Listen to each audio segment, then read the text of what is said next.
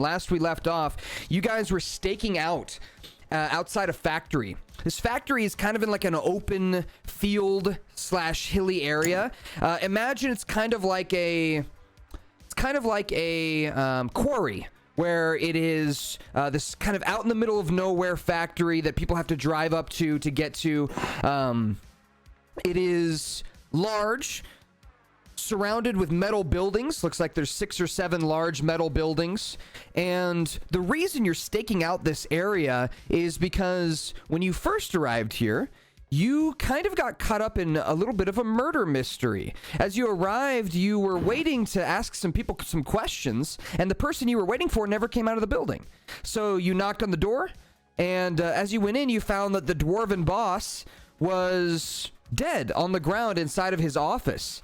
You found yourself looking around trying to figure out exactly what had happened, and in that scuffle of you looking around and investigating, you kind of left the parking lot of this factory out there in the open, and whoever this killer was took off with the boss's vehicle.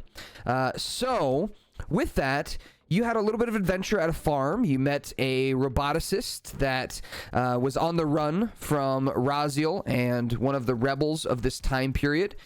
If you guys don't know, those of you in the chat, this is kind of like a futuristic time period. So they are medieval characters. The main party are medieval characters who have been thrown forward into like a cyberpunk time period. So they still have like the bow and arrow, swords, shields, that kind of vibe going on, and they are in a world of guns and vehicles and cars and skyscrapers. So they are well out of time. They're out of their own time, hence the name. So boom, name drop of the show. Oh, right, yeah. Crazy. I just got that now. Crazy, right? So with that, wait, I thought it was just because like we take so long to do our intros that we just run out of time. Right. Do the rest of the show. Ew. Bazinga. Among Us. Laugh. Among Us. Is this the Among Us imposter? All right. So I gotta stop saying with that. With that, let's continue onward. So you guys were staking out the factory, and you thought that maybe the person who killed the boss that you had found was maybe disguising themselves as a janitor here at the factory. So you looked around for people who were dressed as janitors and tried to see if any of their daily routines were strange. And you did notice, first of all, the boss's car never comes back. It never returns to the factory. That's one bit. The first thing you notice is that car never comes back. But you do notice that the janitors of this area, they have a pretty tight schedule. They come in at the same time every day. They leave at the same time every day. They all take shifts at different times. And they usually are pretty poignant on their time. Not poignant's not the word. They show up on time. What's the word for that? I don't remember. They show up on time. They're always there on time, and they always leave on time. And what you noticed is, for a couple days now, one of the janitors hasn't been showing up. You've been staking out in the forest here outside this factory for a while with your little binoculars, kind of watching, and notice this guy hasn't been showing up. He's kind of a skinny, red-headed janitor.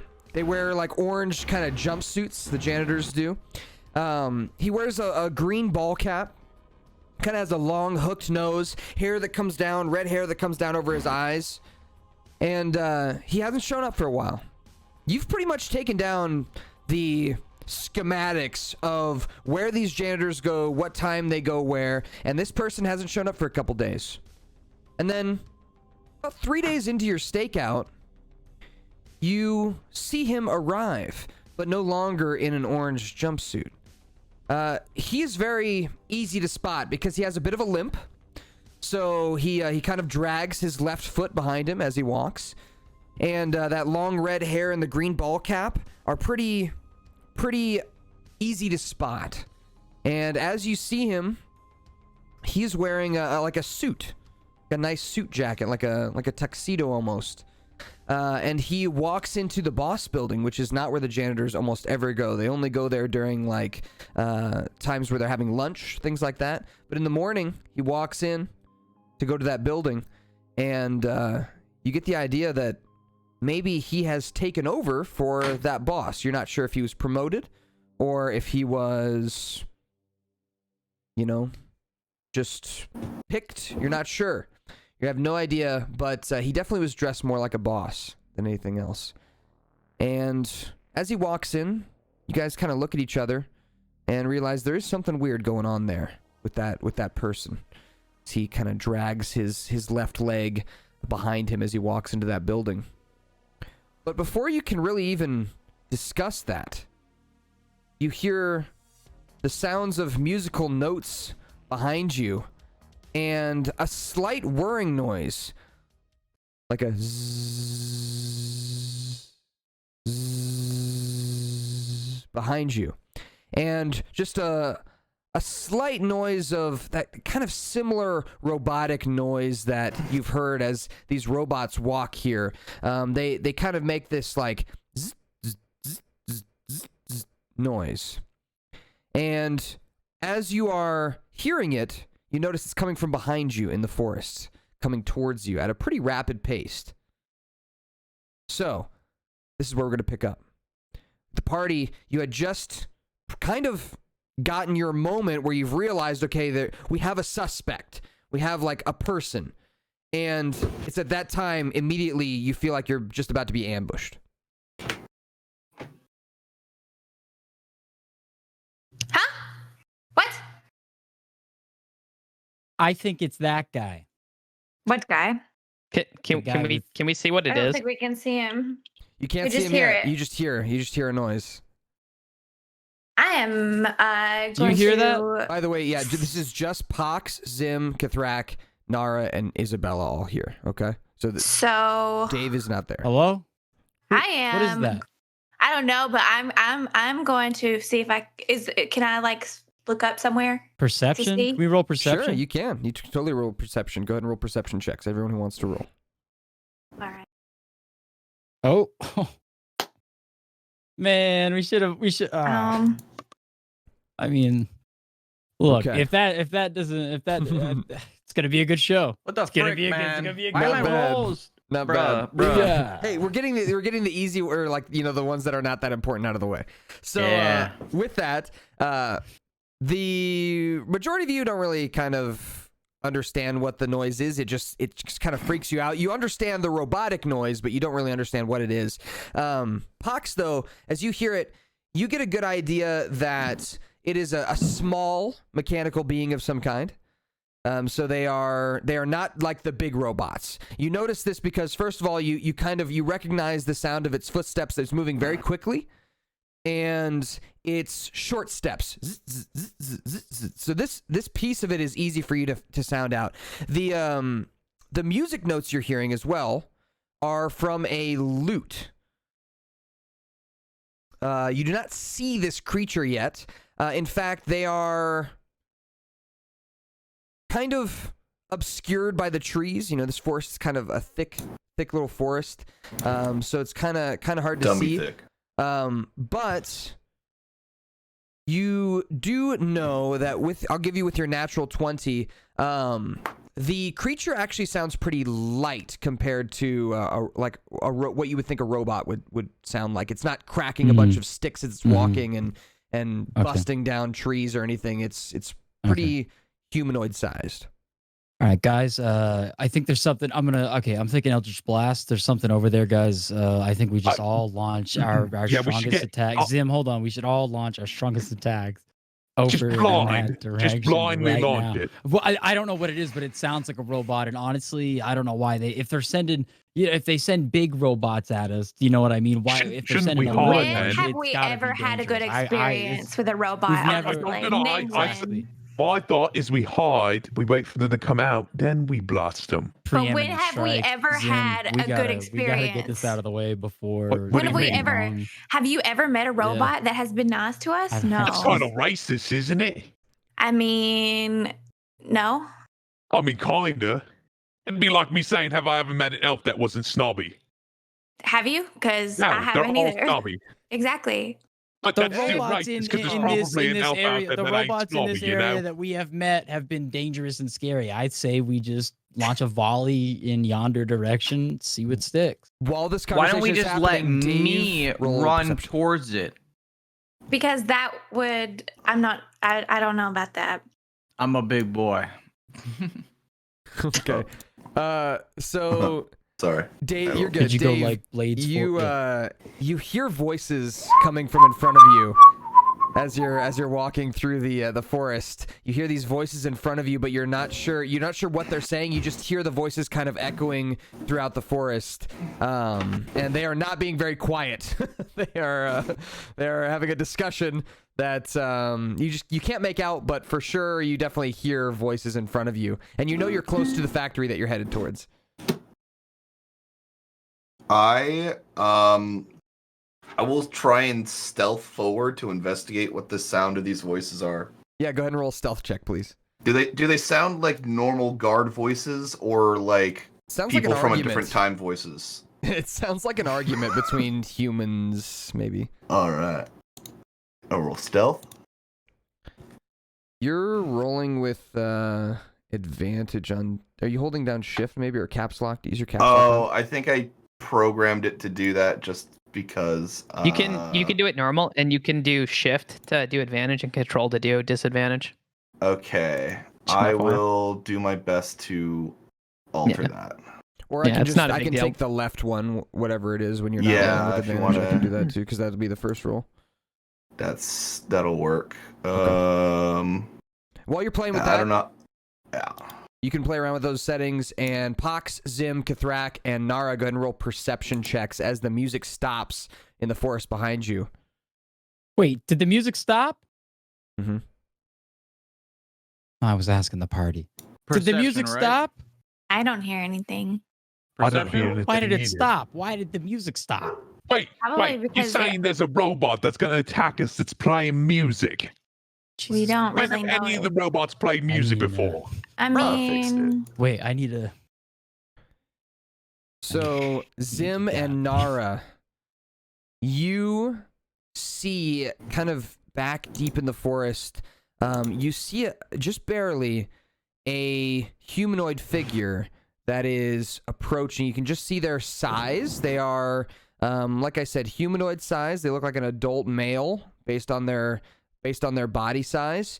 And you can see a small dim red light coming from where their head is, and it kind of shines off of some of the tree branches, and it looks like it's trying to hide now that it's heard you. Nora, we aim know. at that Wait, thing. wait, We hold see on. you. We Oh, know we what a see you. laser is, right? Oh, Hey, I see you too. we see you. I saw What are you doing over first. there. Well, that's just weird.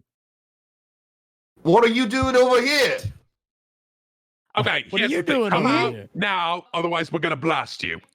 I'm behind a tree. You don't have any laser cannons, do you? I look out from behind the tree. I try to see what kind of weapons they might have. Stop Roll peeking. a perception check. Come out. All right. Let's see if that one rolled You normally. rolled normal. Impossible to tell. They are obscured by trees. They have a hard have time seeing 5 you, just as you seconds. have a hard time seeing them. All right. 5 seconds, or we're gonna All right. blast you with I'm coming out. With- laser salmons. Coming out with my uke or lute or whatever, and my hands. Now, you're going to get weirded out at first. Just let me come into the light and explain. We don't want your loot, man. We just want to know what are you doing over here. I start And I'm walking. I'm gonna nudge you and say, wrong loot. Oh. I'm gonna start walking forward, but I do a That little was riff the as I walk music. forward. Okay. Is it speaking to us? Is it doing some secret language Oh. there? No, That's no, the I'm just music. trying to add some dimension to the. Sorry, when I get awkward, the music is the only thing that calms my nerves. What does this being look like? Yeah, go ahead and describe how your character looks as you step into the light. I walk out. I'm wearing a very deep V, chest hair is like kind of puffing out, but you also see like a little bit of circuitry kind of intertwined within the flesh. I look pretty similar to how I am, except you'll notice that the entire lower half of my from my chest below all the way up to my knees is completely cybernetic. It has like a blue motif to it, and you see a bunch of whirring gears and like little clicks and gadgets as I start walking towards you into the light. And how does your loot look? Like, is it just a classic loot, or is it like special in some way? It has a small attachment to it that makes it into an electric loop, but for the most part, I like the acoustic feel. Perfect. I like a little bit of the blast of the past, you know. So you guys know anyway, here's the... Wonderwall. So you guys know like what wrestlers wear, right? The like wrestling singlets. Singlet. Yeah. So he where he's cybernetic is where a singlet would be, right? If that makes sense to you. So above his knees, knees, his groin area, his stomach, all the way up to his pecs. Right. But then the rest of him is human, I think, right? Yes. So it's flesh melded into cybernetics. So he's kind of like Solus. Are you wearing clothes though? Like, can we see the cybernetics? I'm wearing like a deep V shirt and very short shorts, so you can definitely see the cybernetics. Okay. Mm-hmm.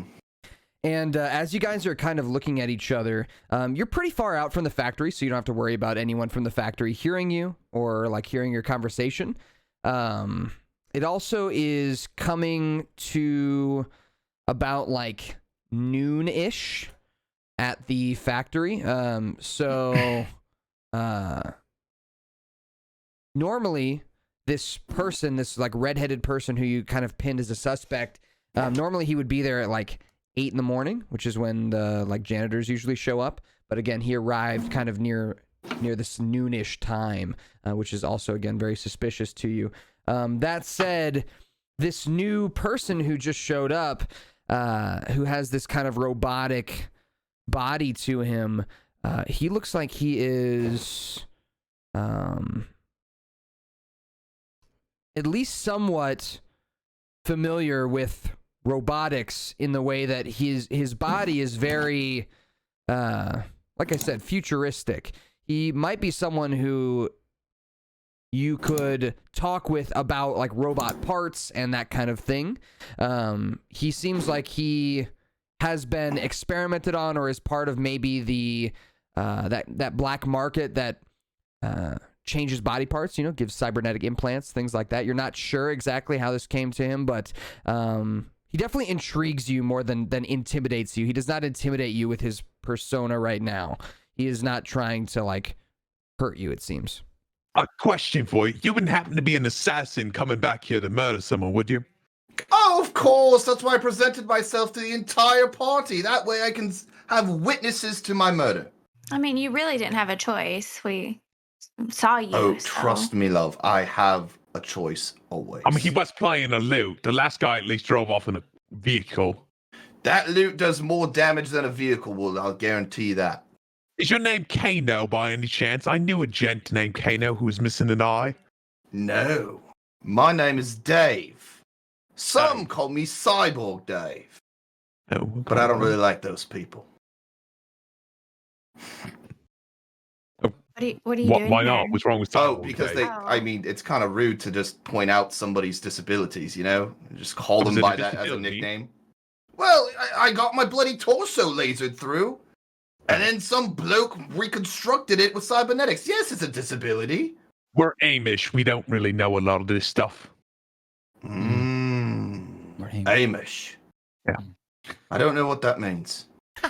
What are you've you never doing heard here, that No, word I've Dave? never seen anything. What are you doing here, Yeah. Dave? What am I doing? What are you doing here? You look a curious lot. I kind of like eye up and down all of the like very Renaissance clothing I see before me. Well, they If you must know. personally actually they are dressed futuristically, but they okay. speak like they're from the past. They have like an inflection in their voice that just They don't seem like they talk like normal people. They do have futuristic clothing. You've heard the word Amish before, and they are like people who try and shun themselves from technology. They are, it's kind of like, I don't know. God, like you're Amish. organic vegans. All right. I don't know if that is. They give off Amish that vibes. You guys We're seem staking like the place out, man. No, You're gonna, I mean, you're gonna give away our position. Oh, hold on. I don't. There we go. Okay, I better. don't really know. We've been here for days. Like, I mean, what are you I doing? mean, we just here? found something. We could take and them this- out. Well, this shit okay. came up. Nara, I'm gonna still- live with you. You guys said you were staking out the joint. Yes. I have been too. Have you? Because we've been here for a while. Well, not as much We as haven't like seen you. not physically, but like cybernetically. What does that mean? I've been gathering information with my cybernetics about this place. Apparently, I tracked down certain serial numbers that has a part I need in it. Okay. I didn't really understand most of that, won't lie. But I'm you have to missing- go in. Well, so remember, I'll remind the group. You guys spent like 4 hours with I know. Emil. So I just want to make sure your characters can now understand most lingo. So like cybernetic or the word like hack. You understand those things. You know what the word phone is. Your characters are not no longer like Drax from Guardians of the Galaxy, where you're like, what's that? I don't understand anything from the future. You understand most basic lingo. That said, I mean, you can still say that you don't know what he's talking about. Just saying. Yeah. Your characters All are right, knowledgeable. let me break it down to you like your Yoko Ono. All right, listen. I am a robot. I thought you were a Right? cyborg. Well, half robot, half human. That's a cyborg. Correct. Good Okay. job. Thanks for paying attention. 5 points. I need a certain part in order to perform. It's a rhythmic sensor. Because I was scheduled to be a backup ukulelist for somebody at a local band. Oh, is that why you sounded so flat? Well, no, I would have sounded out of rhythm, but thanks for that tip. Oh. Now, is this? Are you giving them all the information? Because if not, you'd need to roll a deception here. I Oh, don't okay. know. Are you? If you're not giving them the information about why you're actually here, I don't know. It's up to you. Just want to make sure. I'll roll deception. So Dave, his mannerisms, he may not be the best at lying in this moment. In this moment, he's surrounded by people and he might be a little nervous. But he seems like he might be here for more than maybe he even knows.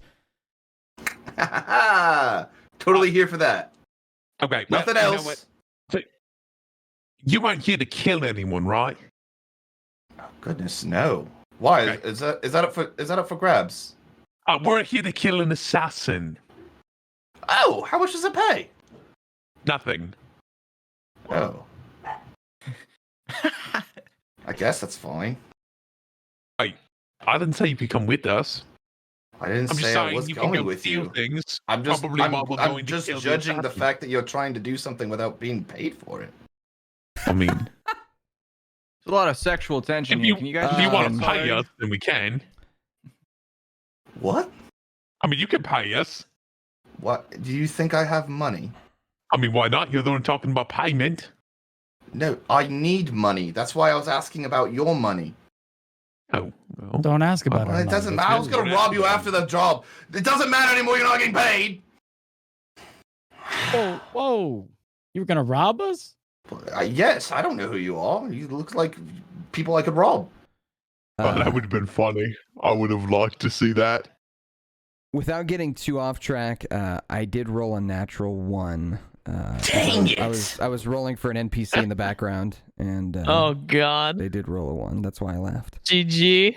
I didn't see it. It wasn't on cam, It bro. was my wasn't on literal cam. first roll of the I entire didn't day. see it. I didn't see it, bro. I It didn't doesn't see matter. I- He called I it. lost DM wins. so many. He did show it on stream. I did see. Believers. Awful lucky today, aren't you, Commander?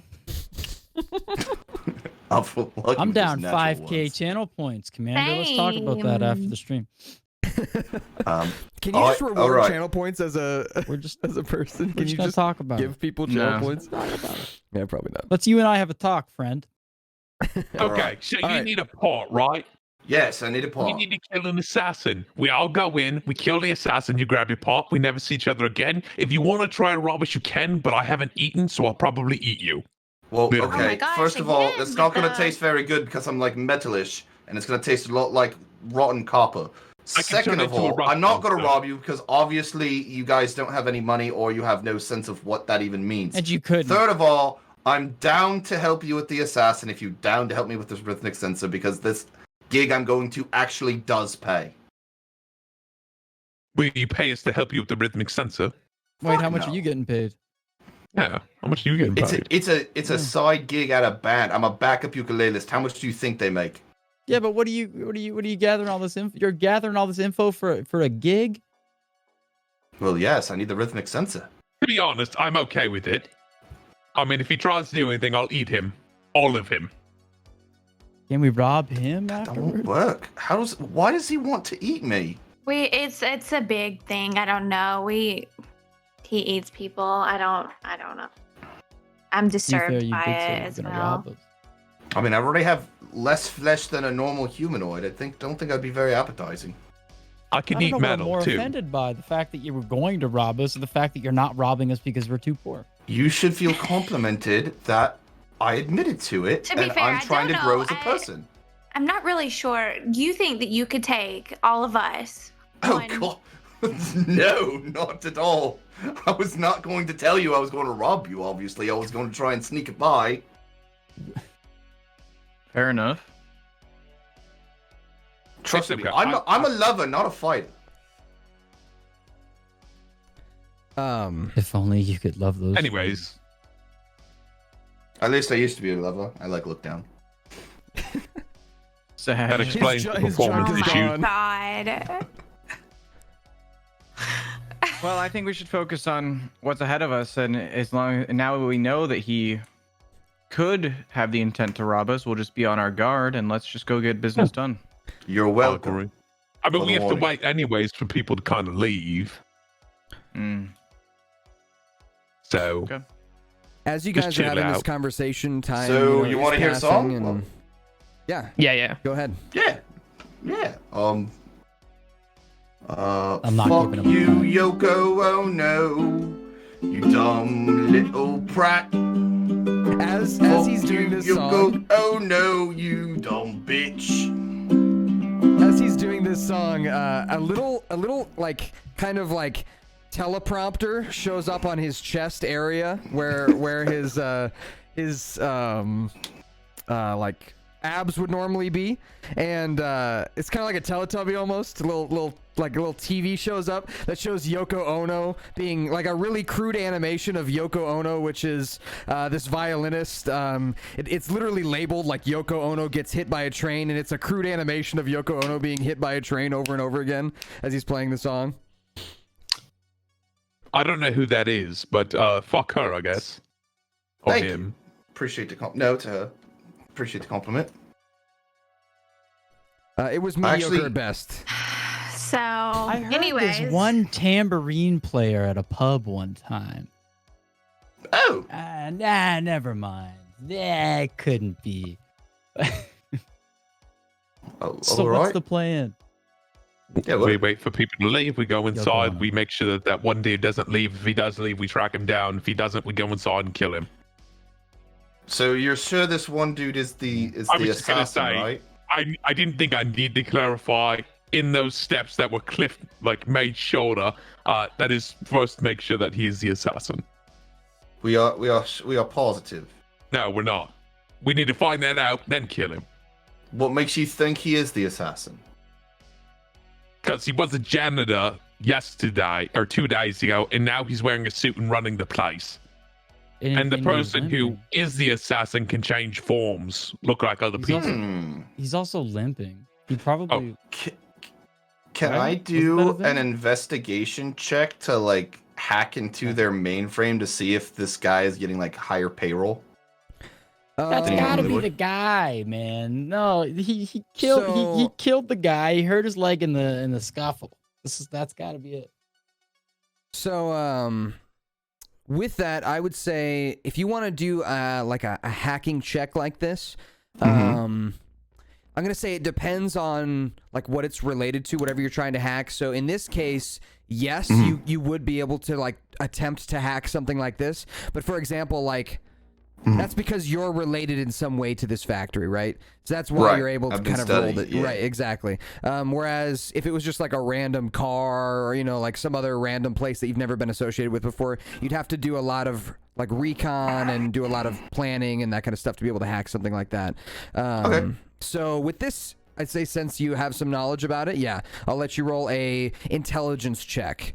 And then we'll see how, after that, we'll see if you roll an investigation. So just roll me a straight up intelligence check. Okay, with a natural 20. Natural 20. Nice. Okay, with a natural 20, go ahead and the light turns on. Yeah, your red light turns on. You guys watch Dave's face kind of go blank almost. He gets like a stern look on his face and like the 1,000-yard stare. And you hear dial-up sounds. Yeah. And go ahead and roll me an investigation check with advantage, please. He literally just pulled up Google on his cybernetic shift click gives me advantage, click, correct? Yep. Correct. That didn't work. It only worked on D&D Beyond. I'm not sure. What was the issue? When he did shift click, it didn't work on. I'll just double do it. That's okay. All right. Well, you got a 19, which you almost got another 20. Jesus. There we go. As you are a cyborg for a reason. As you're visualizing, so your hacking kind of visualizes like a spider web.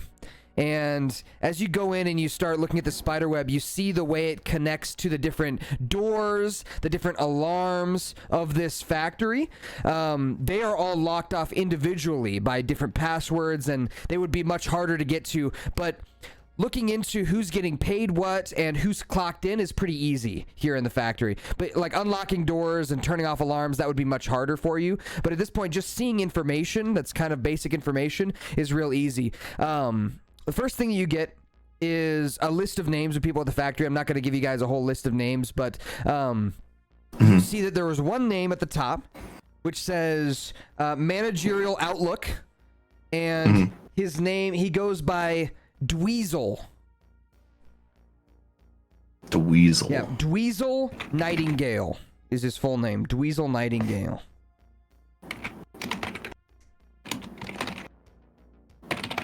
All right.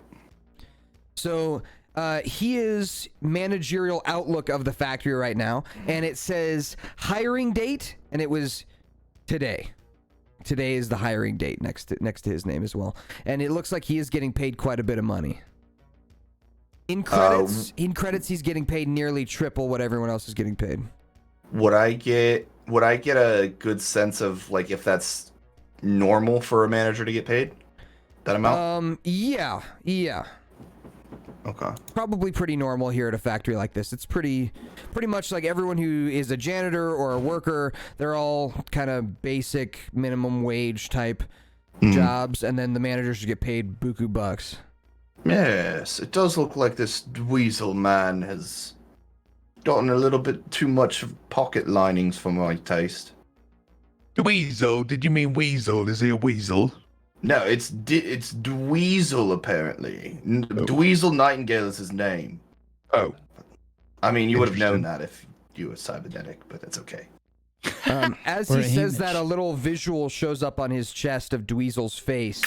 So he's got this long red hair that comes down over his eyes, kind of a crooked nose, a little bit of a tuft of red hair that comes off his chin in a little goatee fashion, and he's got pimples all along his nose that you see as well. His hair is literally so long that it covers his eyes like an emo kid. So, Detective Zim has kind of made this assessment. I think what happened is the assassin came in, killed the boss, but he was sent to kill the boss, and then they were going to use him to replace him as the owner of this place. What?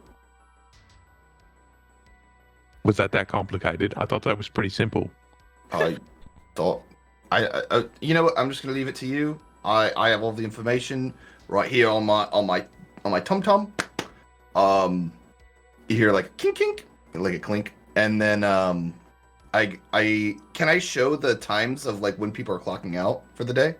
Yeah. Yeah, you can see what times they would normally clock out. So you kind of give them a visual of what you're hacking into and what you can see. Mm-hmm.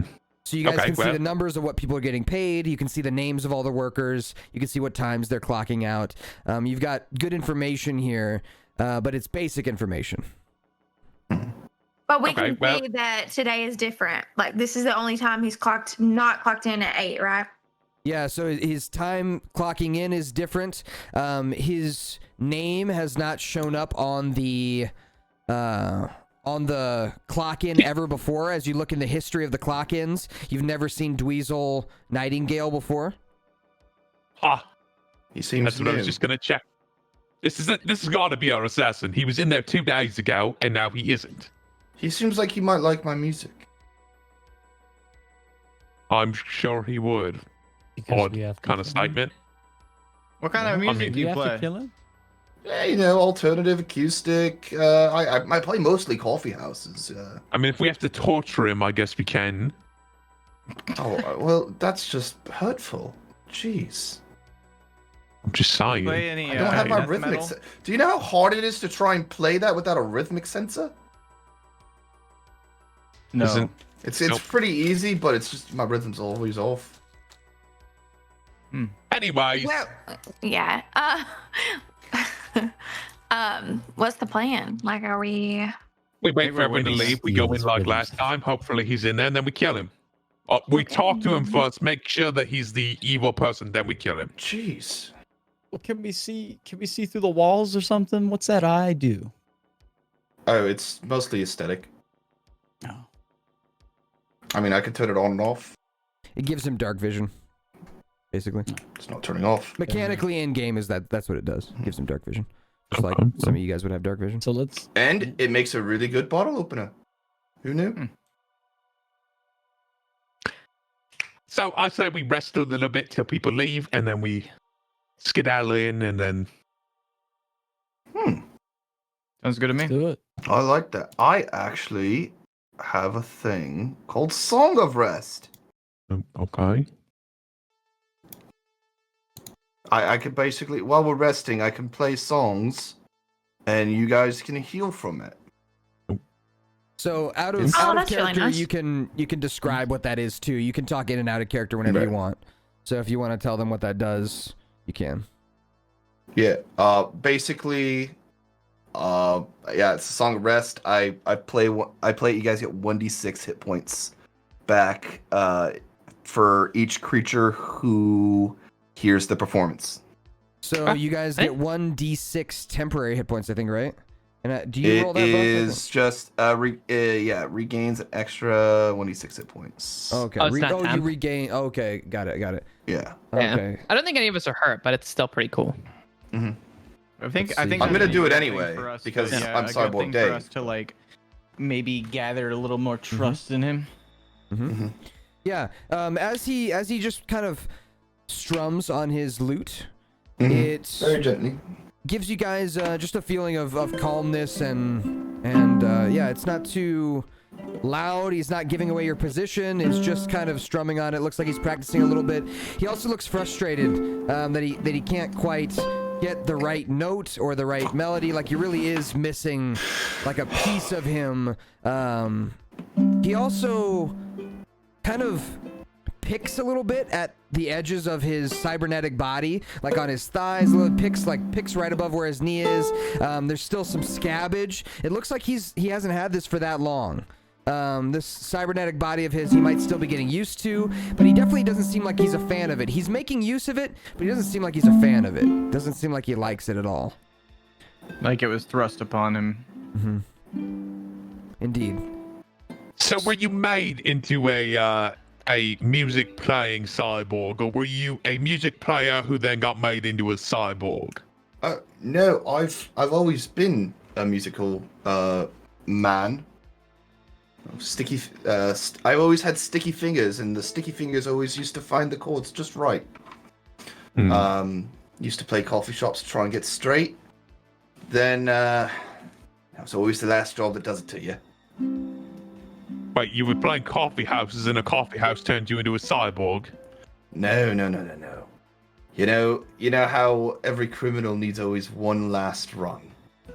Oh, you're a criminal. Well, you can't make it in the town of wherever I'm from that I forgot the name of. Hold on. Neotaurus. It's Neotaurus. Without a couple of help me pick me ups along the way.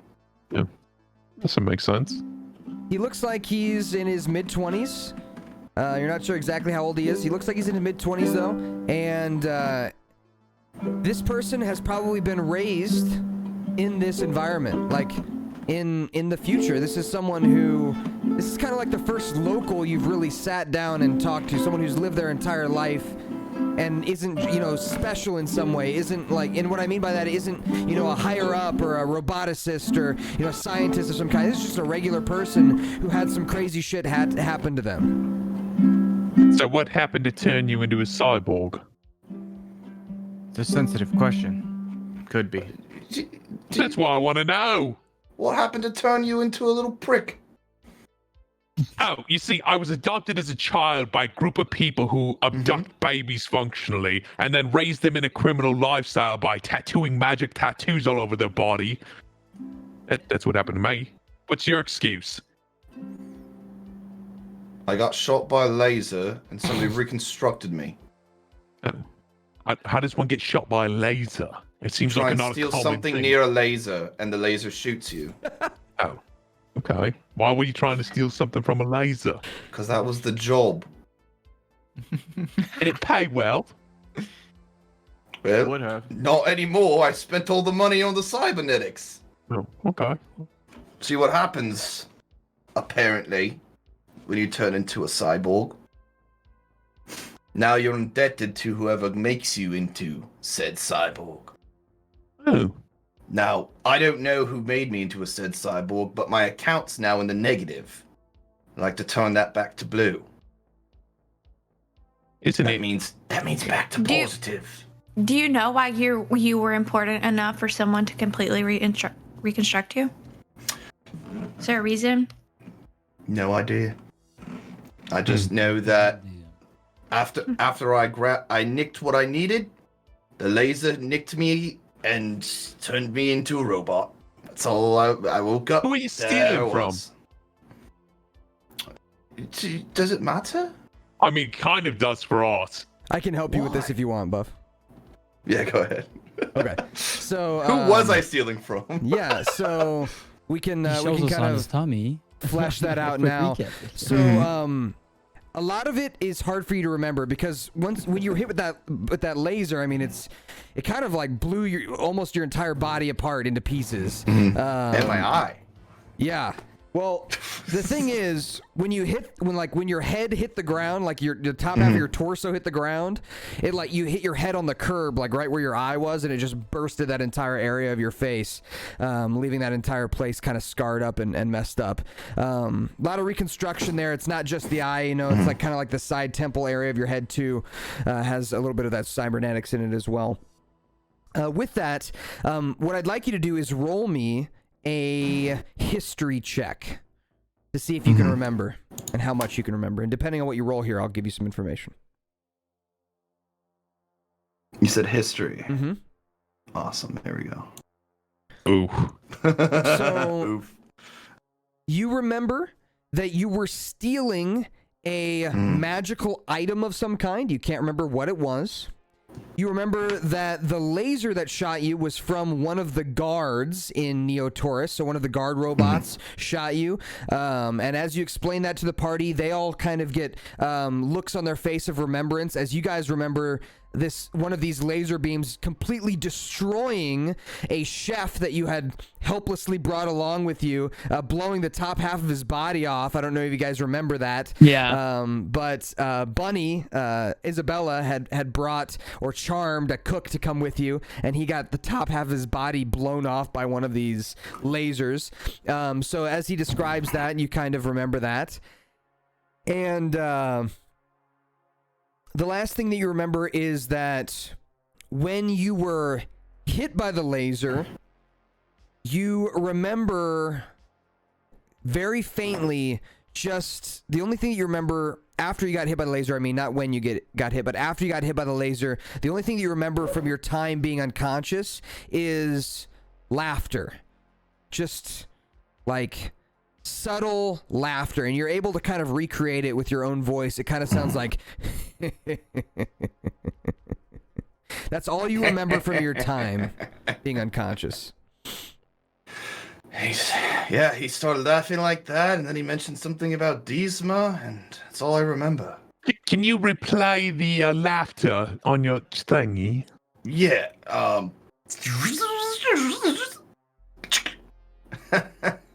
Diesma. Do I recognize the laugh? Go ahead and roll a history. The check. Diesma sounds really robotic. History? Mm-hmm. I don't know if that was good or not. I'm assuming it's Raziel, but I wasn't sure. So with a 13, no, it does not sound like Raziel.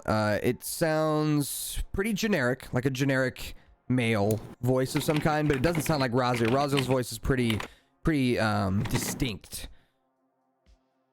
Okay. Well, It doesn't that means you sound probably- like Emil, if that matters to you. It does not sound like Emil. Like, you know what his voice Yeah. sounds like, and it sounds very different than that. It sounds like a deep male voice. well, it looks like you're probably against similar people as us. That's good enough for me. You're welcome. What is your story, by the way? I mean, you told me yours, but why are you all here? We're all from Besides the the same assassin, place. you're not anemic or whatever you told me. I know Amish. that much. Amish. Yeah. We're all from the same place. Yeah, we're all Amish. Can I roll insight check or something Yes, to see if they're lying? first Whip needs to roll a deception. So go ahead and Nara roll a deception check.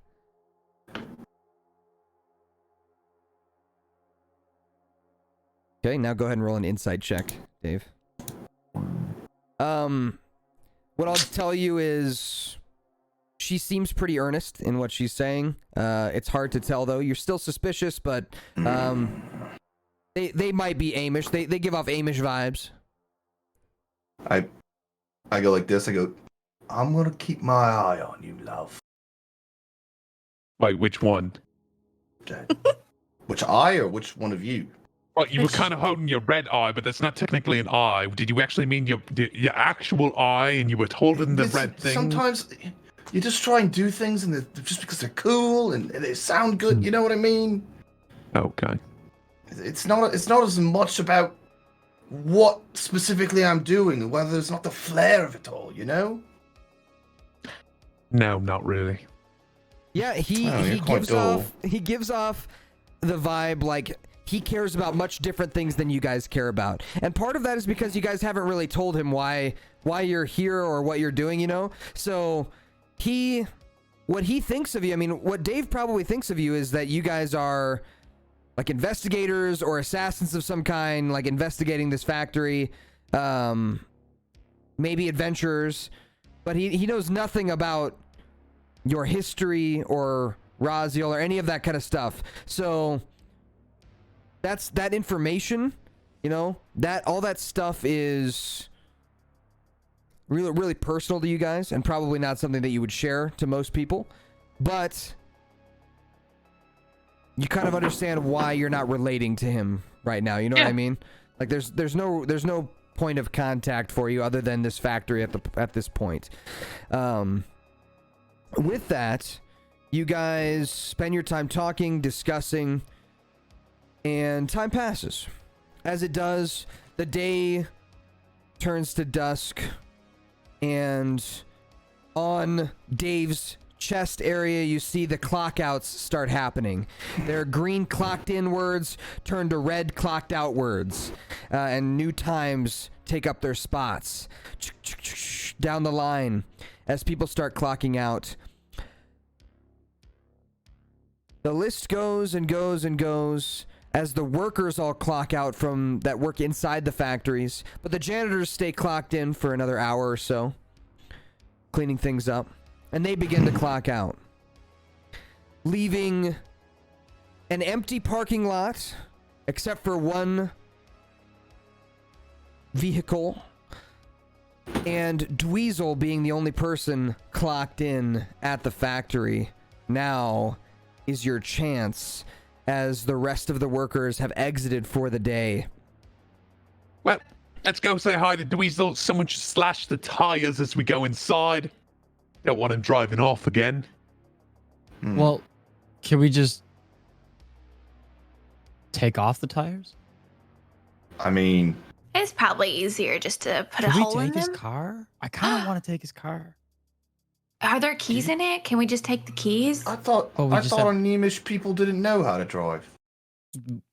We have practiced on a tractor. we have tractors.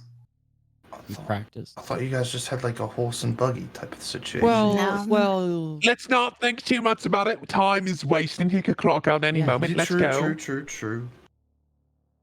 So the last building Steal that the you car. recalled him going into was one of the larger, like, actual factory production buildings. It's the last building that you saw with your binoculars that he walked into. So he's not in his, like, managerial office. He's in one of the factory actual floor buildings. So as you walk by his vehicle, do you want to investigate it? Can I investigate to see if it's locked or has some sort of a security system on it? Anyone who would like to investigate, go ahead and roll an Yes. investigation check. And I'll give you all different things depending on your rolls here.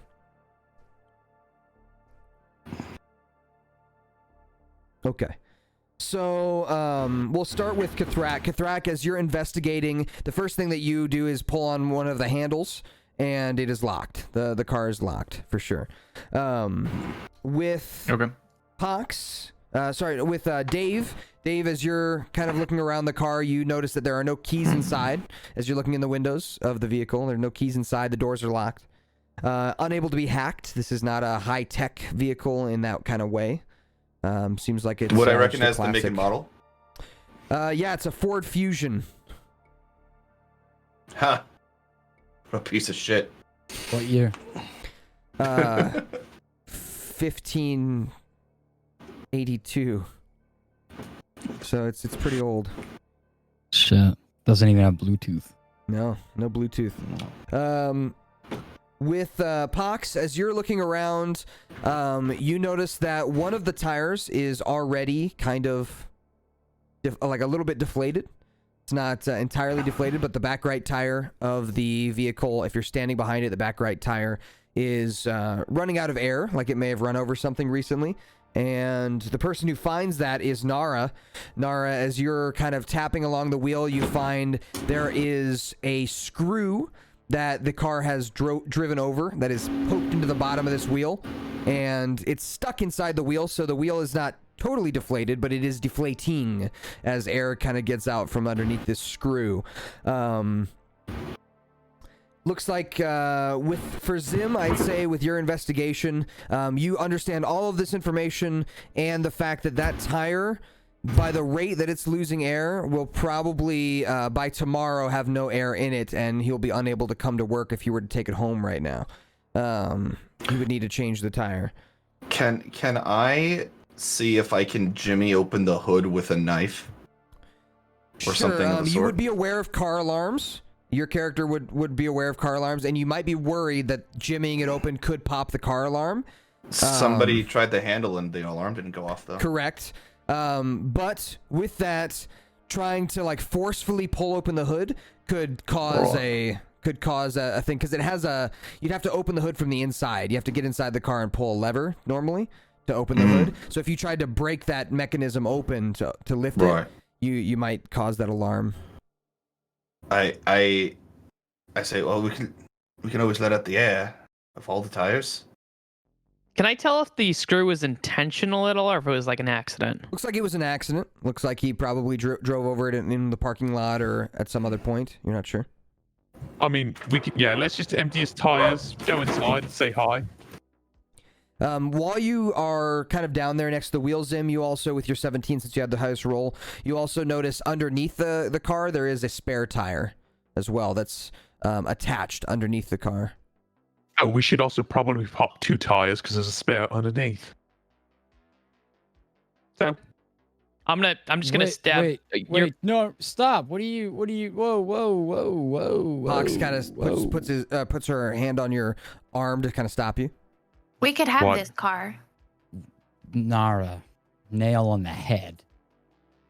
okay, well, can we disable it so that way we can re-enable it? Finish off. So is there one tire? You said like one tire wasn't fully popped, but it was kind of low. Yep. Yeah. Finish it off. Oh, I Pop guess that makes that one sense. fully. Then we can Yeah. just change it later, but if he comes out here, Well- we can't hear you. Your sound ain't coming through. This is why you guys need me. You don't need to pop the oh. tires. You just need to let out the air a little bit. Yeah, if he comes yeah, that up one's to- almost if he empty. when he comes up to change it, or he has to change it, we could just get him in. Right. If he comes up to change it, though.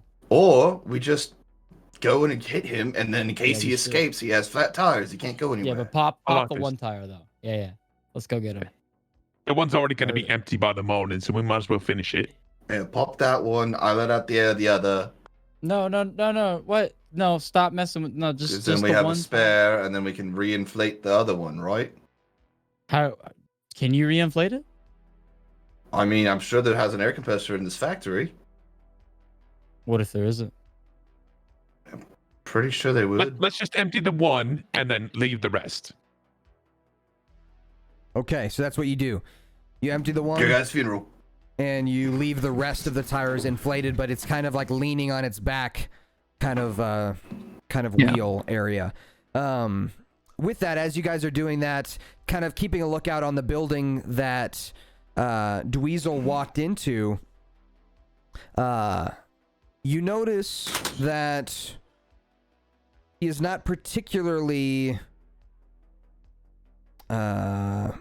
what was I trying to say? He hasn't come out. He hasn't come out of that building yet. And you look at the clock in. He's still clocked in. Time's ticking. The schedule that Dave kind of flips over to. Dave, you flip over to the schedule to show them what times he's supposed to be working. It says 8 a.m. So first of all, he was late today. He was 4 hours late. And he was supposed to leave about 35 minutes ago. At this point, and has not clocked out yet.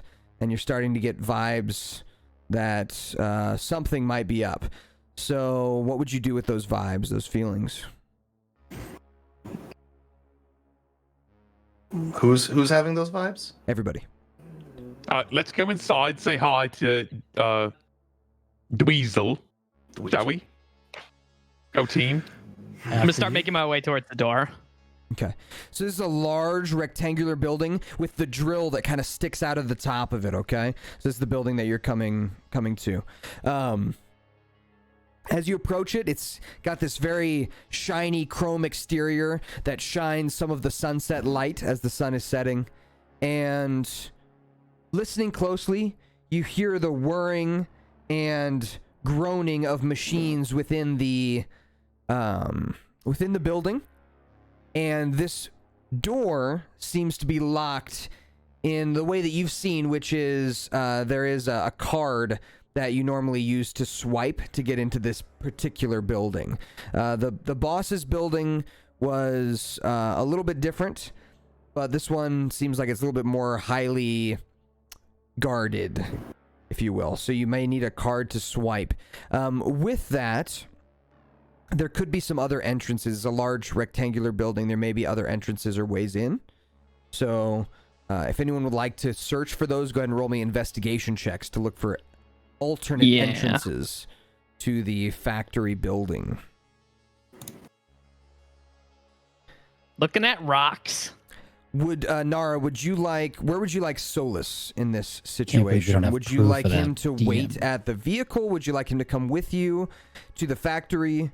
Where would you like Maybe Solus? he can just like watch the door and be like out of sight. Okay. Understood.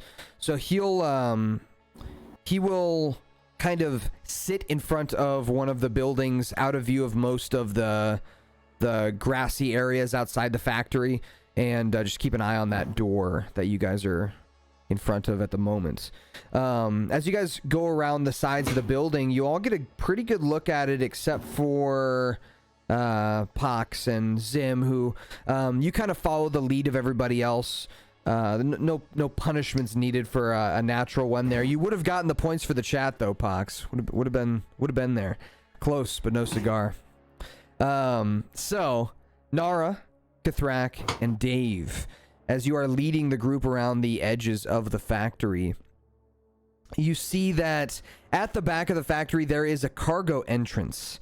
There is a spot for a vehicle to pull up and drop off packages and parts, and it's a garage door that, instead of having a keypad, looks like it has, if somebody was strong enough, might be able to lift it or break it if you wanted to try and break your way in. This would be an easier way to get in if you used some strength from multiple people here.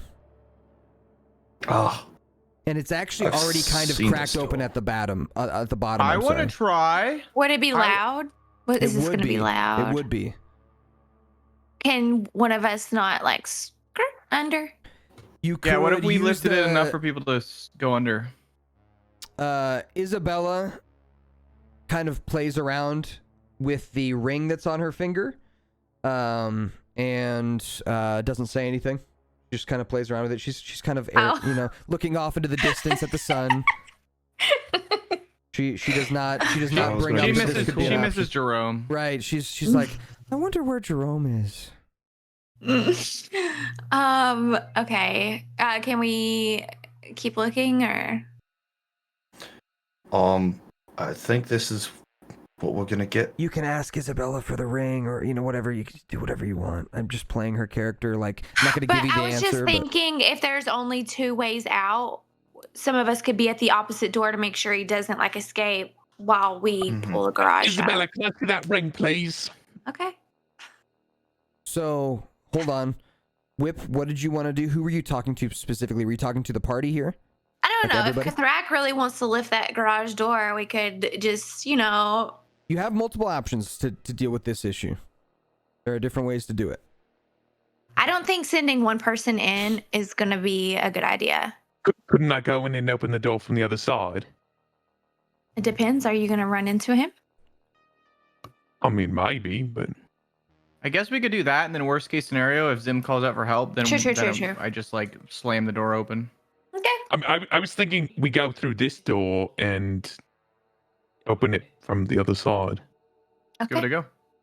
Can we do that? Can we try to open this garage door? Instead of breaking it, just open it normally. Unlock it. Have you open it normal? But it would still be loud. Oh, I mean... Commander, the other door, was it lock sealed so we couldn't go underneath it? Which one? The first one. The card one. The first one looks like it's pretty sealed. It doesn't have an opening for you to get under it or into the sides of it or anything. Yeah, I mean, the other option is we break the door and you guys have someone be on the other side. That's fine too if we want to do that. It seems like that's our only option, really. Yeah?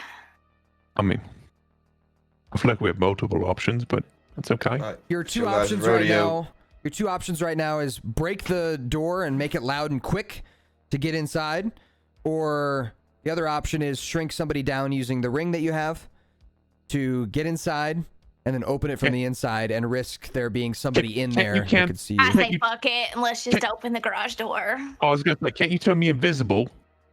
Oh, I can. And I go small, you turn me invisible, and then I go to the other door, open it for you. Isn't he small already? But the door is locked. We have no card. Do you need a card for the other side? I don't know. I don't work here. So it's already a little bit open, so the cargo bay doors are already a little bit open, so we're gonna turn him invisible, shrink him, and throw him under the door. Oh, you'd have to throw me, I can walk. Well, but then the rest of us semantics. can't get in, is all I'm saying. But can I open this door from the other side, possibly, or go to the other door Right. and open He's it? going. He's just going to check and make sure it's all clear, and then he's going to give us the go ahead. Yeah. Okay. You got the safe way and the fast way. Those are your options. I like safe personally, but Let's I'm run with safe. always Let's the see one how it taking goes. It's not like he's getting away. Do we want to send one person up front just in case? You're invisible. Okay. All right. I'm gonna shrink myself small and go on the other side of this door. Okay. So, as you shrink yourself using the ring, Yep. your body shrinks and shrinks and shrinks to the size of a mouse. And it's a similar size to that creature you were before, a little bit smaller. Yeah.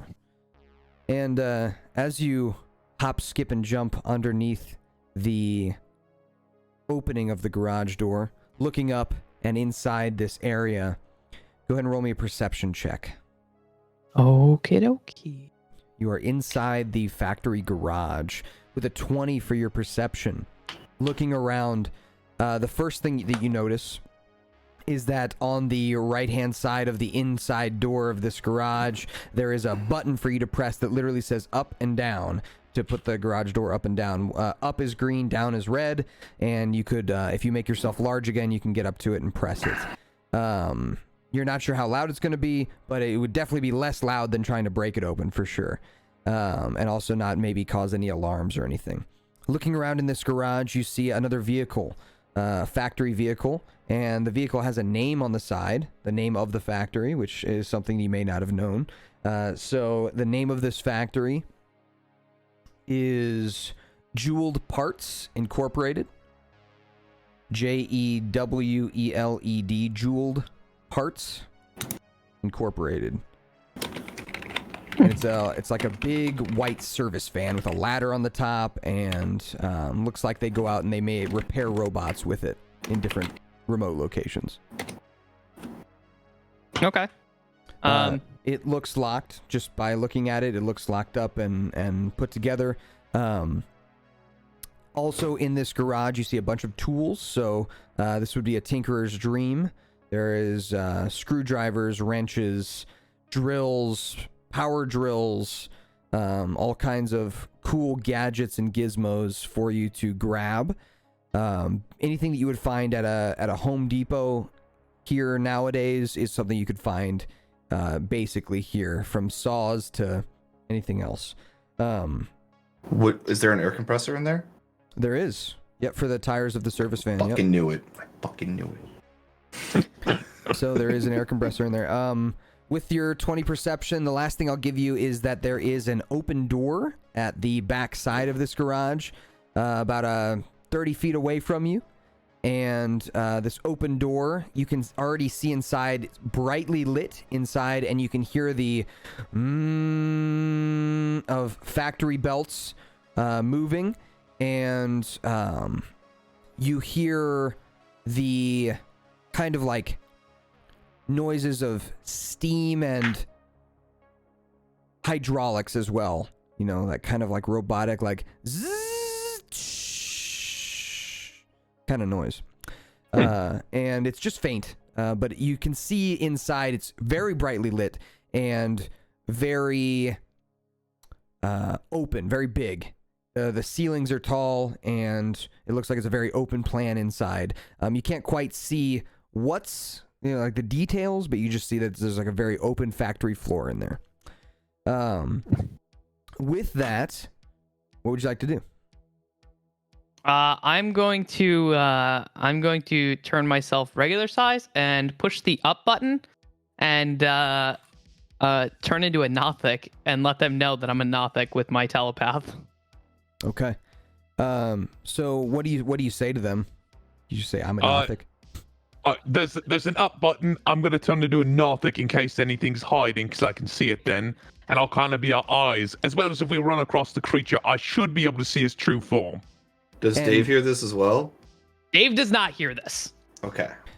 So yeah, that's good to know for meta knowledge.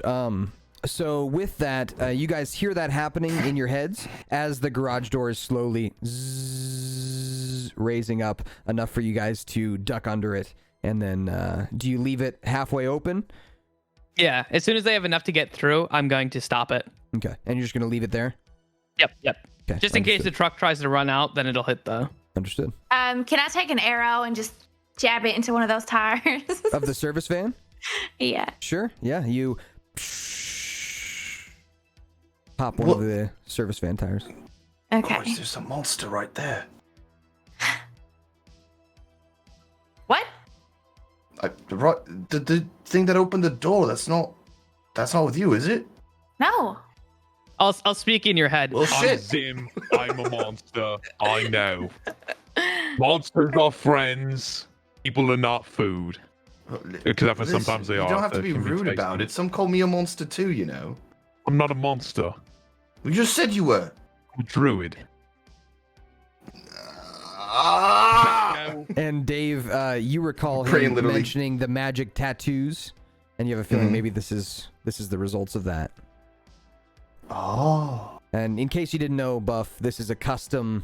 I don't know if Blake told you, this is a custom druid of mine that can shapeshift. Yeah.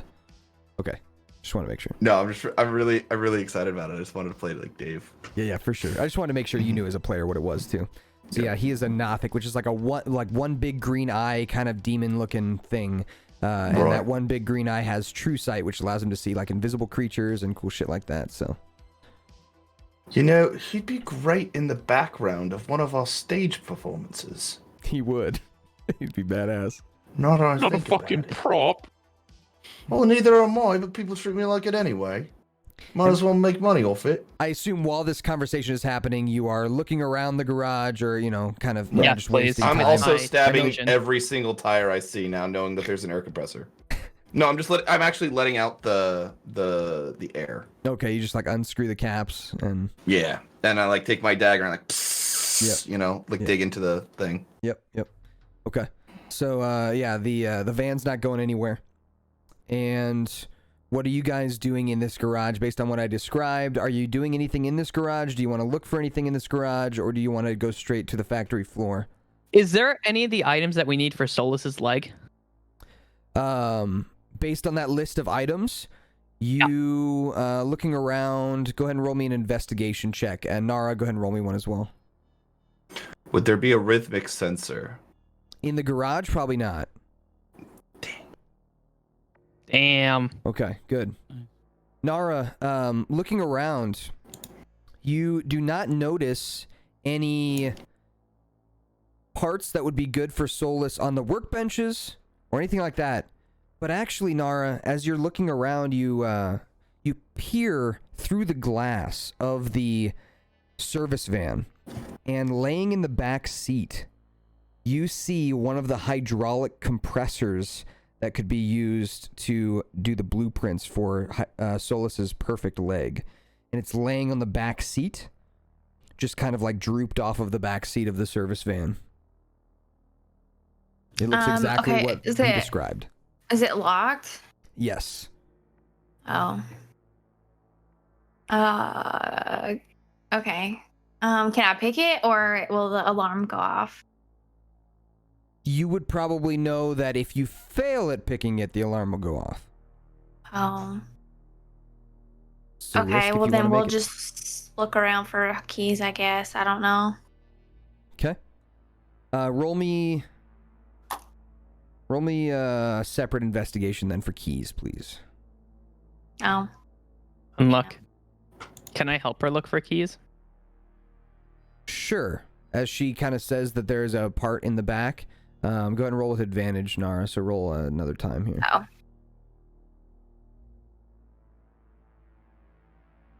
Okay. Nice.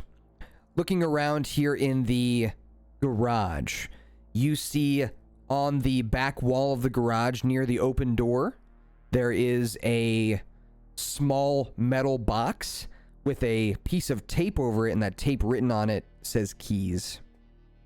Okay, I'm gonna go get it. I'm gonna go get the keys. As you flip open that box, there is a rack of about 30 different keys. Mm-hmm. You're not sure what they all go to. They are not particularly labeled. This probably is something that the workers know, it's like on your first day on the job, this key is for this key's for this. You tell them instead of labeling it all. That said, those 30 different keys, a lot of them look the same, so you can kind of rule them out as being car keys because they all look similar, and so there's no way that they could all be car keys. You're looking for kind of a distinct looking key, so you grab 6 different keys out of the 30, and they're all distinct looking. You're not sure which one would be for a car, but maybe Dave would know. Hey, Dave, can you look at these keys and see which ones might go to this van here? Yes, of course. Dave, as you're looking through the keys, you see one that is a Ford Fusion key. Or not a Ford Fusion, sorry. I found the boss's car's key. Yeah, so you found the boss's car key. Okay, cool. And you find the service van key, which is, I don't know what make and model that is, but you can tell. It's like a Honda key. Okay. And well, I'm going to unlock it. Thank you very much. No problem. And grab it. So yeah, it fits perfectly into the little keyhole on the driver's side door of the service van. Pop it open, and you now have access inside the service van. So, can I go inside the service van and pick out all the loose change? Sure. Yeah. Cool. You pick out 3. Well, the thing is, everything's in credits. Here in the future. That's right. So you do not see any real change. You see a couple copper pieces that are jammed behind one of the seats. But that is some old-timey shit. I'll grab it. For fun. Why not? What if he's got like a Cliff Bar? Take that. There is a half-eaten Snickers. It's a Snickers bar. Yum, yum, yum, yum, yum, yum, yum, yum. What is that? Was that good? Who's eating it? Is Dave would know. Someone gonna eat it? Dave would know what it is. Well, this is a Snickers. It's like a chocolate caramel nougat type of treat. It's probably disgusting by now, though. Well, I'm going to grab that leg, and then I'm going to be on the lookout for the redhead. Okay. So grabbing the hydraulic compressor, this is something that you would want to throw on the back of your cart that you have all the robot parts in. You guys left that cart on the edge of the forest as you approached the factory. You kind of left it covered up and hidden. So it's kind of heavy. So after this mission, you're going to want to come back for it. Does that make sense? Okay. Yeah. Okay. So anything else you guys want to do inside the garage? There, of course, is stuff in here, but I will... Is there anything like valuable that we can like pile up for when we get back? Like taking a quick glance over? Yeah. You grab a power drill. You grab some nice tools to make like tinkering easier in the future. Yeah. And you pile that up with the hydraulic compressor. And then in the back of the service van, as you pop the actual back of the service van open, there is, interestingly enough, a few weapons in the back of the service van. Looking at them, you guys are very unsure of what they are. All you know is the name of what they would be, which is guns. These are guns, but you have no clue what kinds of guns. Dave might be able to help, though. Dave, what are these? Besides guns. As you're looking at them, Dave, I'm going to send you a list in your DMs here on Discord. All right. Slide it into the DMs. Slide them in, buddy. Okay, and other things anyone is doing while I'm sending him this? That guy just still kind here? of waiting. Yeah, for... we're gonna. I think after this we're gonna head out. Sorry, Jimmy. What was that? Aren't we The just guy. waiting for you to like explore the inside, kind of? Yeah. Okay. Did that guy leave that we were No. looking for? No, we have So his he's key. still here. Just looking Also, around. We have his Takes too tire long. air. Maybe, but we could. I don't know. I'm just. What if he's up there doing something nefarious? I mean, he's the only one in here. I don't know what he's doing on his personal time, but I don't know, man. Portals or something. You never know. Murder stuff. People are always doing stuff nefarious. That sounds It always fun. We depends should on the go. intention. Okay, saying, let's go. I'm These just things, these are saying we could guns to loot. be interesting. Listen, I'm here We'll for the get rhythmic guns, sensor. I'm helping obviously, you but guys I'm just out, saying, but you know. remember, we shouldn't, we're not just getting the guns and You going. should Guys if you're are trying to fair. kill somebody, these are definitely what you would use. Now you need the Let's bullets get to the attach guns. with them, And though. So there do it. is the That's- list of names. You can describe them as much as you want. You can be as specific as you want or as vague as you want when you describe them, but you understand very specific. So What's that I- gun there? I take the MK11 assault rifle, and I hand it over to Pox, and I say, "This is an MK11 assault rifle. Is it loaded?" as you take the clip and unclip it, looking inside, it looks like there's 11 bullets in it. MK11s have magazines, but that's okay. Just kidding. Yeah. I like reload it. This is an MK11. Don't point it at me. I don't care who else you point it at. But this, you see this little slight. It looks like a toenail, like a claw right here. I point to the trigger. Like a lever. Yeah. You pull that back.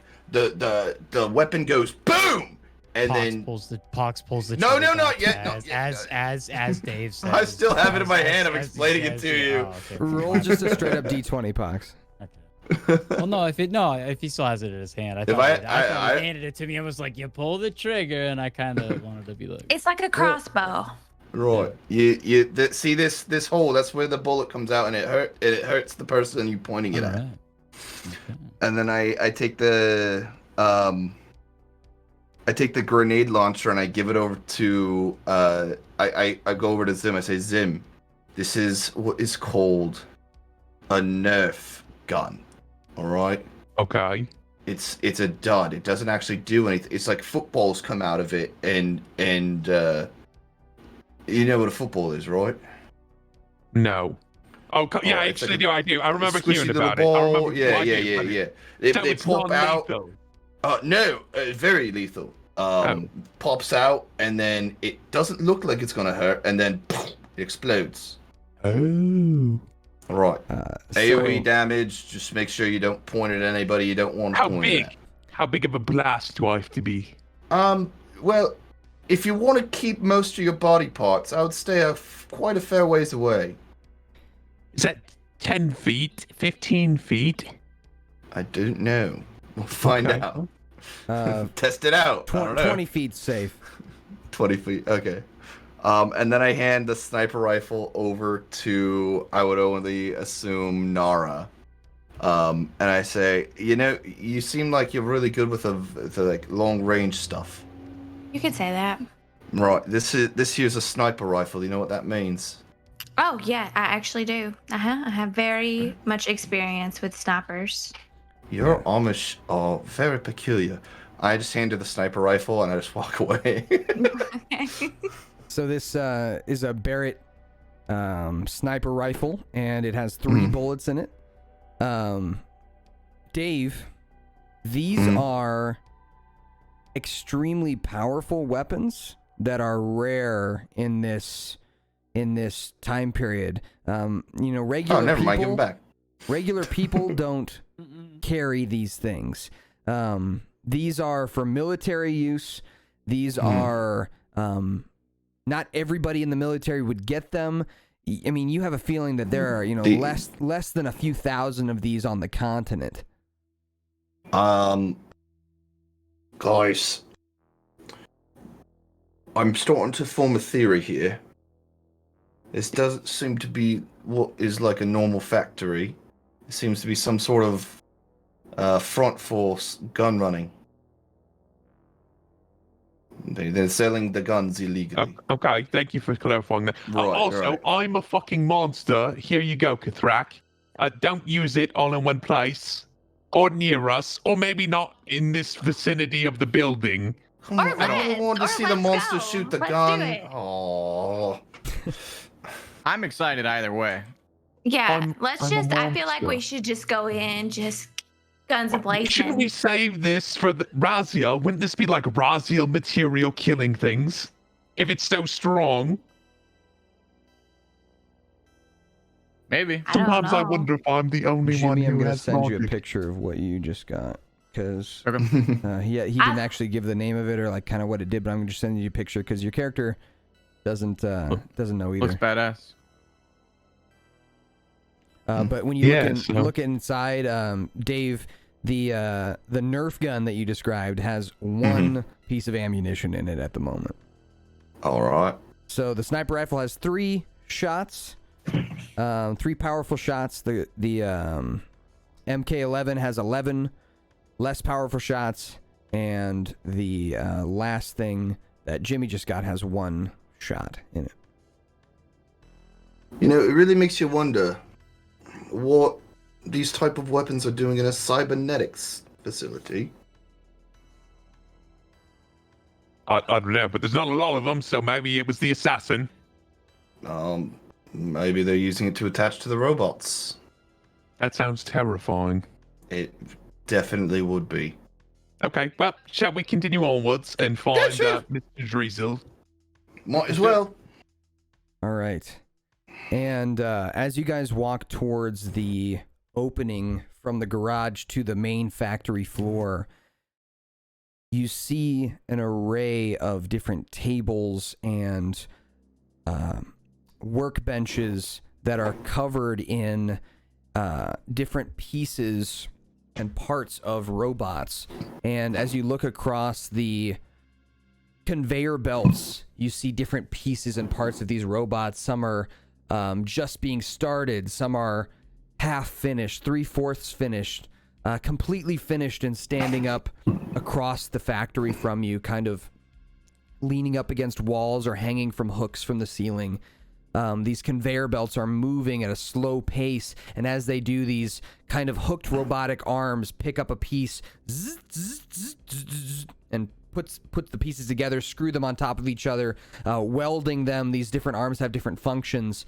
And as you are looking around for Dweezil, you hear a voice from what sounds like an intercom above you that says, I don't know who you are, but I'm not coming out.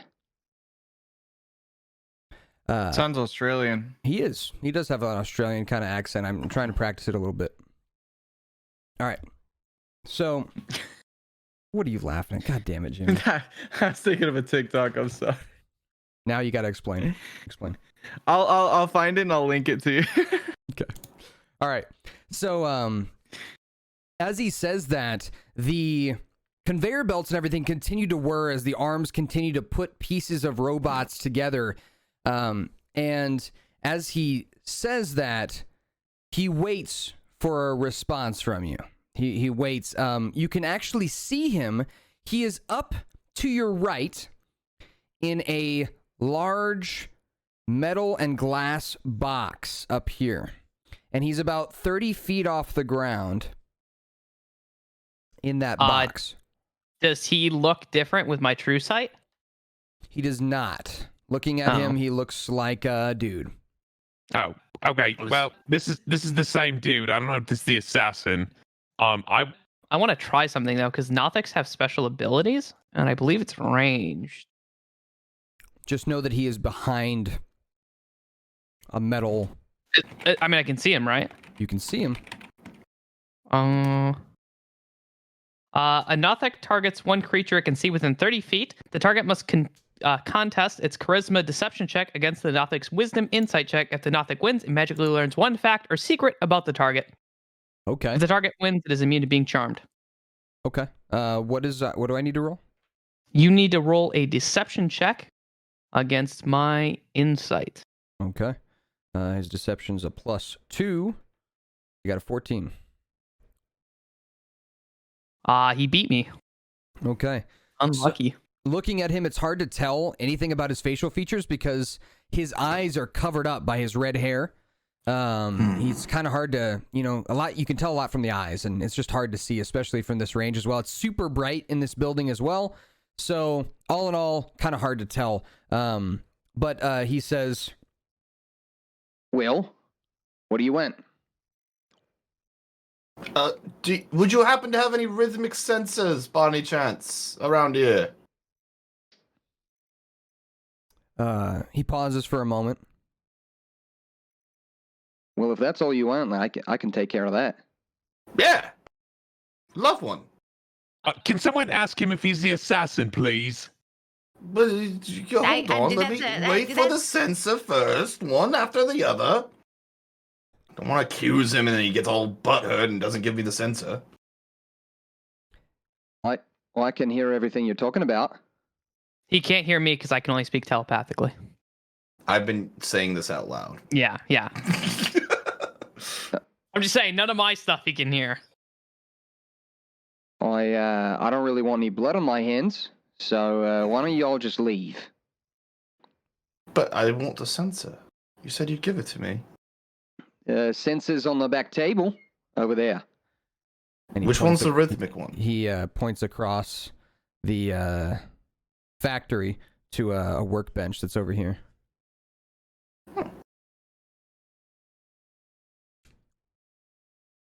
Go grab your sensor. Well, I just go over, I walk over and I grab it and I go, and I put it into a slot or wherever I need to put it. Okay. So the rhythmic sensor kind of goes right where your like bladder would normally be.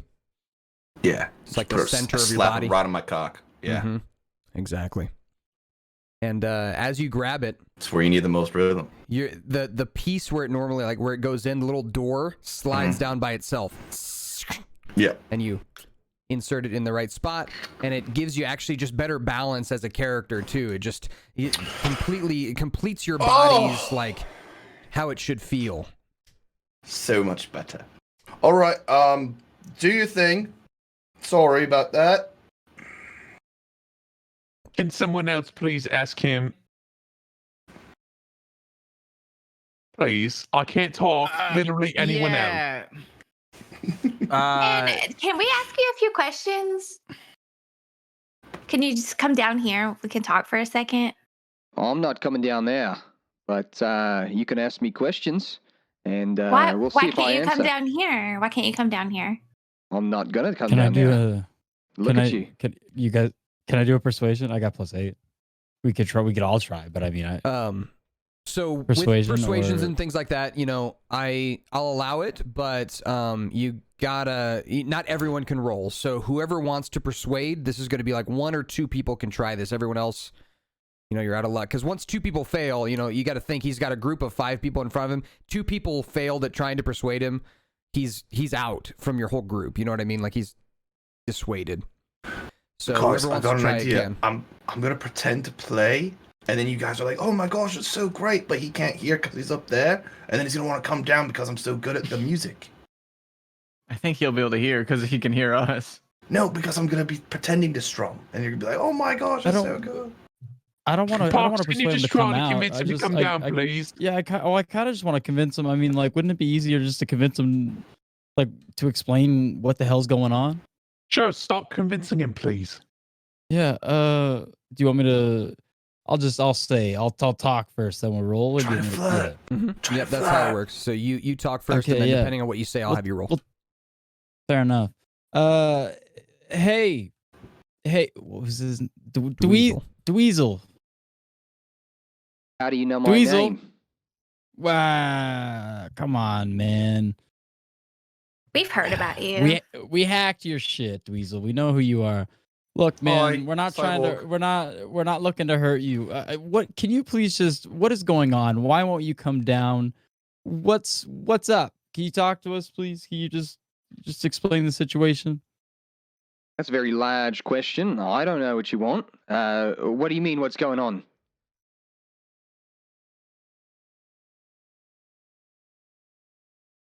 Give me a rundown. A rundown of what? Why won't you come downstairs? Because why you're all are you holding hiding? weapons, and you've been Well- deflating tires, and But those weapons aren't those weapons in your vans? We found these. So what's going on?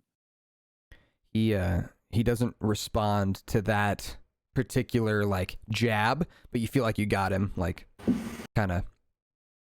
He just shoved a dagger in a spot that he probably didn't want you to mention. Come on out.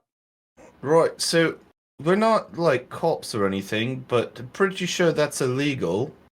Especially because this is a manufacturing company and it's not licensed for government weaponry. Oh, I didn't know anything about those. Look, man, we don't want to get cops involved. But you kinda did. Listen, What? I don't know where you all came What? from, but why don't you just take the guns and leave? Well, that's a rather odd thing to do to random strangers. Just give them weaponry. Did you just say? Did you say you were a cop? How are? No, how are we're the not a cops cop. involved? We're not cops. We're not. Oh, Cops. oh, No. okay. Please. Why who was the manager died, right? The manager. Why was the manager dead?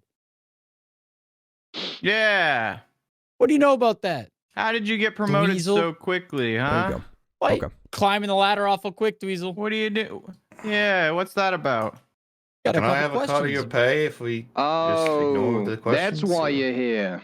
You're curious about the old manager. I How's see. your leg doing? You, who are you? Don't worry about it.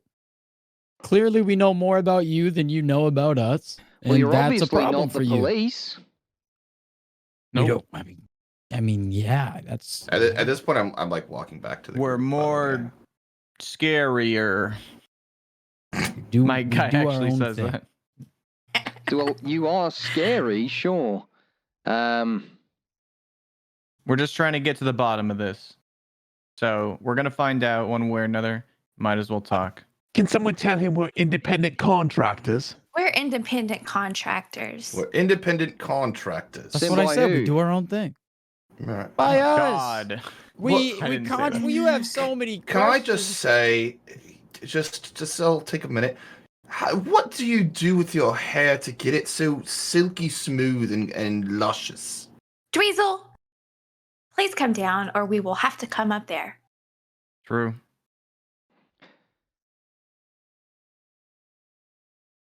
We're I need to know the secrets of your hair, man. What happened to the manager, Dweezil? Just tell us, man. We're just for curiosity's sake. We just gotta know how much time we gotta spend here, Dweezil. I'll I level got a with you, gig to man. get We are to. on a It's gonna, schedule, you Dweezil. We're know. not with the police. Enough! All right, Dweezil. So, He yells over the intercom, and Dweezil. as he does, you see the windows that you could see into for like actually looking at him. You see he has a nervous sway as he's standing there. He's like swaying back and forth, kind of rubbing his hands together. You can kind of see him limp up to the edge of his glass box and put his hand on the window, and he says,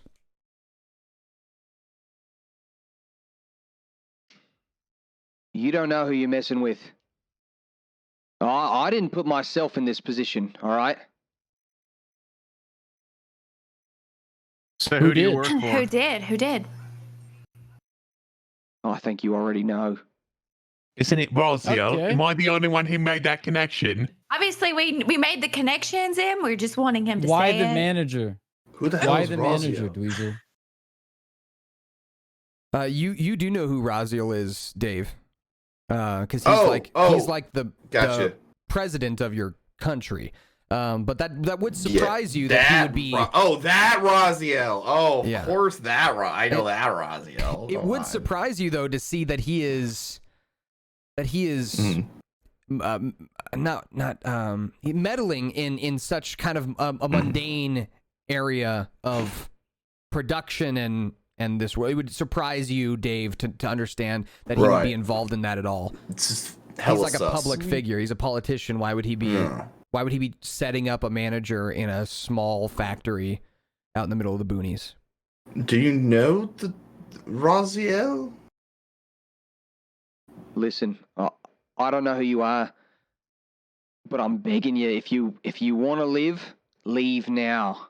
Dweezil, we know who sent you to kill the manager. Dweezil, we don't care about you. We just want to know why he sent you to kill the man. Like, Dweezil, we just want to know why, and we'll be on our way. We could care less. Keep your salary and your new position. Can I make We a just want to. We just check need to for know why. traps? As he's We have a as Fox is similar saying interest stuff? nearby, and we'd rather not have any overlap left behind. So, Dweezil, if you could just clear up some specifics for us, we could be on our way. No We'll be hassle. out of your hair. Out of your hair. You'll never have to think about us again. Right, and your contractor will never know where we acquired our information. No. Dweezil kind of steps to the corner of his box to really take a good look at you guys. You see his kind of greasy hair slide away from one of his eyes as he pushes it to the side. And you get a good look. He's got kind of bright green eyes and a kind of soft face. And he says, Listen, I wish I could help you, but you're out of time. You're out of time. and That's the name of the. as he says that, the windows of the box that he's in shut with a metal shutter so that you can no longer see him. And as they do, the production lines of the robots begin to kind of speed up, and you hear a as the door behind you shuts and locks to the garage. Everybody, please roll me initiative. Oh, Very fun. I will be right. I'm fucking good at initiatives. initiative is just the dice in the bottom left, yeah? It says initiative. It's up by your armor class. It's yeah, like a next box year, up by armor your class. Oh, yeah. Great. Holy It's not shit. awful. These initiatives are crazy. Yeah, we have pretty good initiative. Lord Almighty. Plus I do initiative.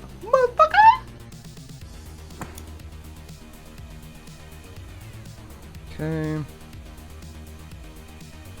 Who we missing? We're missing Pox. He'll be back in a sec. Or she'll be back in a sec. Dave, Nara, Zim, Kathrak. Let me roll. 18 plus 3. Just gonna go right above Zim.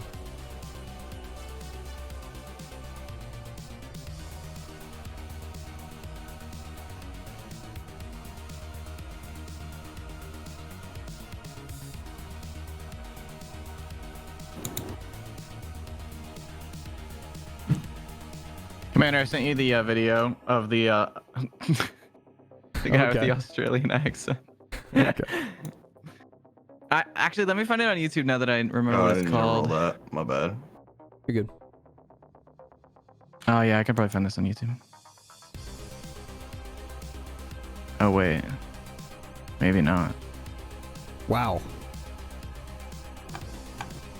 All these bad guys rolled the same. Is it a guy Initiative almost. pretending to have an Australian accent? Because I think I've seen that before and it's hilarious. It's, yeah, the guy that's like, there's the didgeridoo who still owes me money. I think so. I think I've seen that. God, I love TikTok. TikTok's great.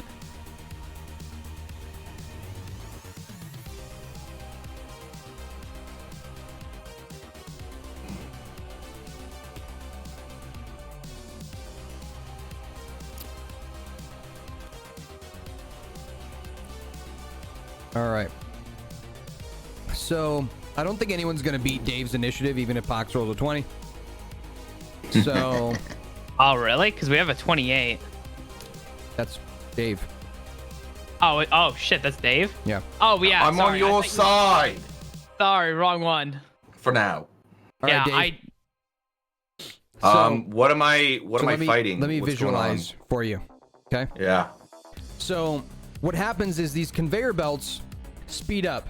The way they move is by the arrows. You see the arrows? Mm-hmm. So these vertical conveyor belts move up, and then these two conveyor belts on the side move one to the left, one to the right. These little circles for everybody is for everybody, so might as well pay attention to it. These little circles are the robotic arms that are making the robots, like putting the pieces together. So they kind of lean like a hook over each conveyor belt and put pieces together. Does that make sense? So that's what these circles are. There's 8 of them. On these conveyor belts, you see 2 half robots start to move. Like one of them's just a torso, one of them's just legs, and they're starting to like get up out of their spots. And at the back of the room, where there are robots that are like on the wall, 2 of them come off the wall, and one of them unleashes itself from a hook on the ceiling, and it's this one here in the middle. It's like hooked up to the ceiling. It looks a little bit more high tech than the rest of the bots. It's humanoid size, regular human sized, but it is entirely mechanical. It is not a cyborg in any way. And as you're looking at it, its red eye meets your red eye, and you sense a dangerous threat in front of you. As he looks menacing, and he drops to the ground with a kind of a crash. Superhero lands. Oh. I don't like that watch one. out. I've heard about those things. Yeah, these are called robots. I thought they were called vans. Did you see the way they came off the wall? Wow. But Conveyor belts, circular thingies. What are the? I'm going circles? Those are hooks? Conveyor belts move in the direction of the arrows. So you can see the arrows here. These ones go like that, and then that one goes like that, that one goes like that. The circles are mechanical arms, robotic arms, that are putting the bots pieces together. I'm going to like mutter under my breath. It would be constructs. And can I back behind the party, or is that too far You're right back? here right now. Okay. Oh, I'm already behind him. Okay, awesome. In that case, then I'm going to, at second level, cast invisibility, and I'm going to give it to the giant monster thing, and then the lion thing. Okay, Solus is outside. You mean Kithrak? Yeah, he means giant lion me. thing you're talking about? Right. Okay. Zim and Kithrak. Okay, what are you giving them? I'm giving him invisibility. Invisibility. Okay. I say, "You got this, chaps," and I pat him on the back as Do we notice that we kind of like Yes. fade into? Okay, Pog. Yep. Mm-hmm. With that, you've got a reinforced metal box up here that Dweezil is in, just so everyone knows. And then, as a bonus action, I'm gonna use my bardic inspiration to give inspiration to Pox. I'm gonna say, I know we just met, but you got this. And that What? gives a D6 Why or are you- D8. That gives a D8 of inspiration. So You can add that to an ability check or attack roll. I'll just link it. It's ability check. Yeah, you can add that attack to roll, or saving throw. saving throw. There you go. That's All what I right. do. Thank you. Would you like to move? If you would, you can use the compass that I'll put here. Compass. So just tell me I want to move north, whatever spaces you can move. No, I'm good where I'm at. If I'm surrounded by everybody Okay. else that can potentially get hit, I'm good. Everyone can move 6 spaces. That's how many spaces you can move on the board. All right. That is turn there. And next up is Nara. Nara, you are right here. Okay. Can I move? Is that empty? Like on either side of the conveyor belt is just empty space? You mean like here and here? Yeah. Yeah. And like it's factory floor, yeah. So can I move west? Like southwest? Kind of like behind, yeah. And then I'm gonna cast, just like a little over so that I can like see everything, but like I'm not like in the way. You know what I mean? Yeah. Is that good? Yeah. Maybe up a little, maybe up one. Mm-hmm. Yeah. Okay. No problem. I'm going to cast Hunter's Mark on the one. Wait, are the ones that are on the conveyor belt? Are they like They're weak. gonna attack? They look weak. I think they are attacking. They are attacking, Okay. yes. I didn't know since they were half if they could. Yeah, Okay, I'm they gonna look go like ahead. they're about to get up and attack. Okay, I'm gonna cast Hunter's Mark on the one closest. And then I am gonna do my Whistling Longbow. All right. Go ahead and roll your Whistling Longbow attack. Got it. 14 is going to hit. Go ahead and roll damage. Where's damage again? Oh, yeah. You can click on your bow and shit. There you go. You did Yeah. it. Yep. So 7, and then let's see. How far can the Whistling Longbow go again? I can't remember. 150 feet. No, I mean for its second piece. Like if you hit, is it 10 feet or is it? Did I say 30 feet?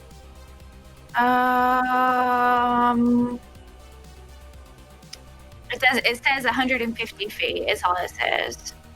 It doesn't Oh wait, say. attack on a separate creature within 10 feet. Okay. 5, 10. There are no other creatures within 10 feet of it. Okay. But you do deal damage there, and then you can roll your Hunter's Mark damage as well. Oh, okay. So if you click on the damage next to Hunter's Mark, it should roll it for you. Okay. Hunter's Mark. All right, so 7 plus 6. Your arrow fires off and pierces the skull of this creature, breaking this robot and making it unable to move, leaving your Hunter's Mark floating there for next turn. You can move it on to a new creature. All right, good.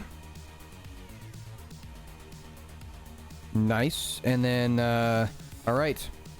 So this bot, which is just legs, is going to roll off the conveyor belt and land on the ground, and then crawl towards Pox and try to kick Pox with disadvantage. So the first one's an 18 to hit, the next one's a 17. So does the 17 hit you? Ow! Hits you, right? Yeah. All right. So that is going to be 4 points of bludgeoning damage as the thing kicks you in the shin. And that's the minion bot's turn. Kill it. This robot is going to step up, and he is going to hop onto the edge of this conveyor belt, and you hear this kind of cybernetic roar as he lifts his arms up, and those arms turn into smaller versions of those cannons you've seen before. Dave, immediate flashbacks as he aims his cannon at... He's going to aim both cannons at Nara.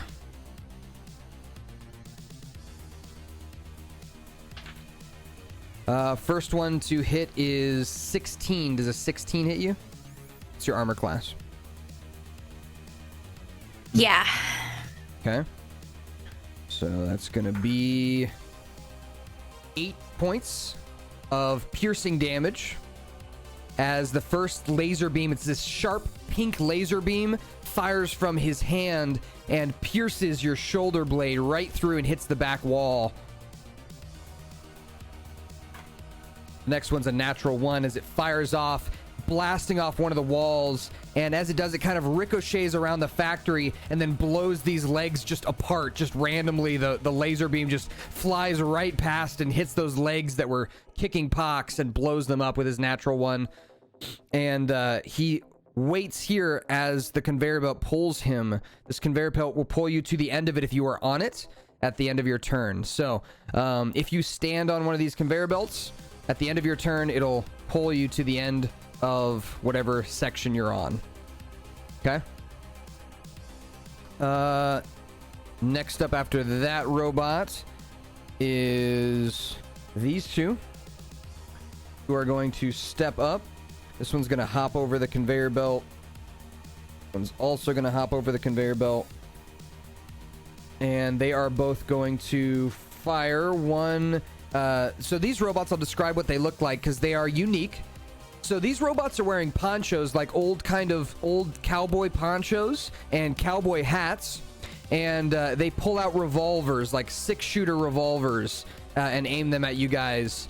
You could swear you almost see a tumbleweed roll across the factory as they pull these guns on you. One's gonna fire at Pox, the other's gonna fire at Zim.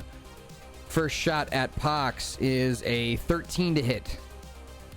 I'm under foot. Wait. Yeah, that hits. That hits? Yeah, that hits. Wait. Zim's invisible. Yeah. Correct. Then he's gonna fire at Dave. Well, shit. I think he can You still opened your technically mouth, attack bro. me. It's just a You disadvantage. don't correct the DM. Yeah. They're not that special though. So it's gonna be 4 damage. Pox, 4 piercing damage as a regular metal bullet slices across your arm. And Dave, roll to hit you. Probably gonna miss with a 12. Miss. All right. And that is their turn. Zim, you're up. So there's nothing near me, right? Nothing currently. Nope, you're right here. I'm gonna jump on the right. Yep. Okay.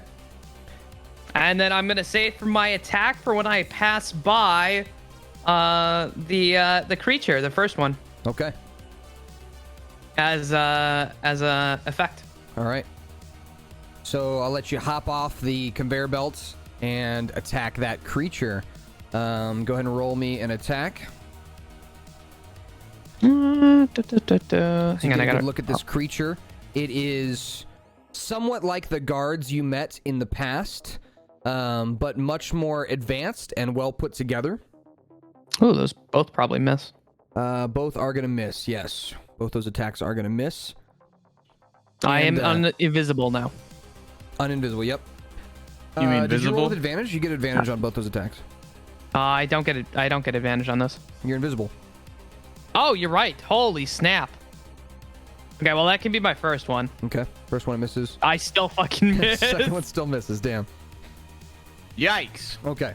So as you come out of the invisibility, this robot is quick to react as your claws slash across its poncho, ripping the poncho to shreds. You leave it now poncho-less, just wearing its cowboy hat, as it immediately points its magnum pistol at you and begins to try and back away.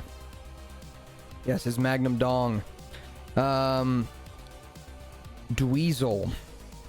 Let's see. Dweezil's gonna roll a check. Dweezil rolls pretty badly.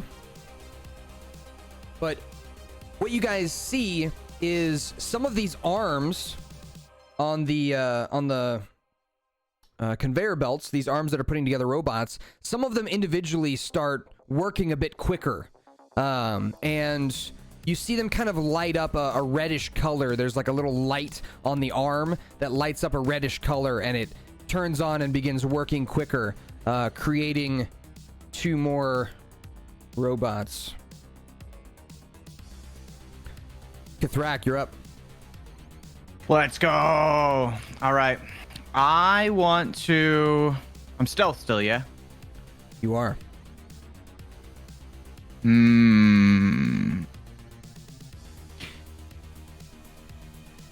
These are the arms that fired up. I can't tell if I should take out some of the projectile shooty boys or take out some of the arms first. I kind of want to run up and mess up some of the arms because those are like gonna be big threats if we don't take care of them, right? Mm-hmm. Yeah. I'm gonna hit up that one with the red dot that you just put on the left. This is an arm. Yep. Don't forget you're invisible. Oh yeah, maybe I should use my invisible to take out somebody else. Okay. You can't really I'll get run up to the anybody shooter. else. Well, you could hop on the conveyor belt and you could get to this guy if you want. Can I do that then? Yeah. Yep, right there. Perfect. Okay. Go Okay. ahead and roll And your then I attack will attack with stealth, and I advantage. get advantage. Yep. Okay, let's do it. You want to rage? I will do that. Okay. Let me go ahead and click that. I am raging. And Nice. Yeah, that's gonna hit for sure. Go ahead and roll damage. And don't forget to add your rage damage. I don't hit shift for the damage, do I? Nope. No. So 8, and then add your rage damage as well, which I think is +2, or is it +3 now that you're level 5? It says +2. Okay, +2. I think it's +2 because we haven't leveled since our last fight. All right. So 10? So with 10 damage, you bring your claw into the chest of this cowboy bot, is what I'm calling them. And as the cowboy bot takes the claw right in the chest, you get a nice fistful of wires that you kind of rip out as it begins to kind of stutter a bit. Dave, back up at the top. Nara, you're on deck. Sorry, I'll do Isabella too while you're thinking, Dave. Oh yeah. Isabella will she'll come over here and she's thing. gonna scorching ray. Ooh. And she's gonna hit this guy just with all of them. Boom, boom, boom. Boom, bang, pow. Bada bop, boom, pow. Okay, first she's gonna roll to hit. 14's gonna miss. 15's gonna hit. 18's gonna hit. So she's gonna deal 14 points to this robot here. Not bad. Nice. Very nice. All right, You'll love to Dave, see you're it. up. Okay.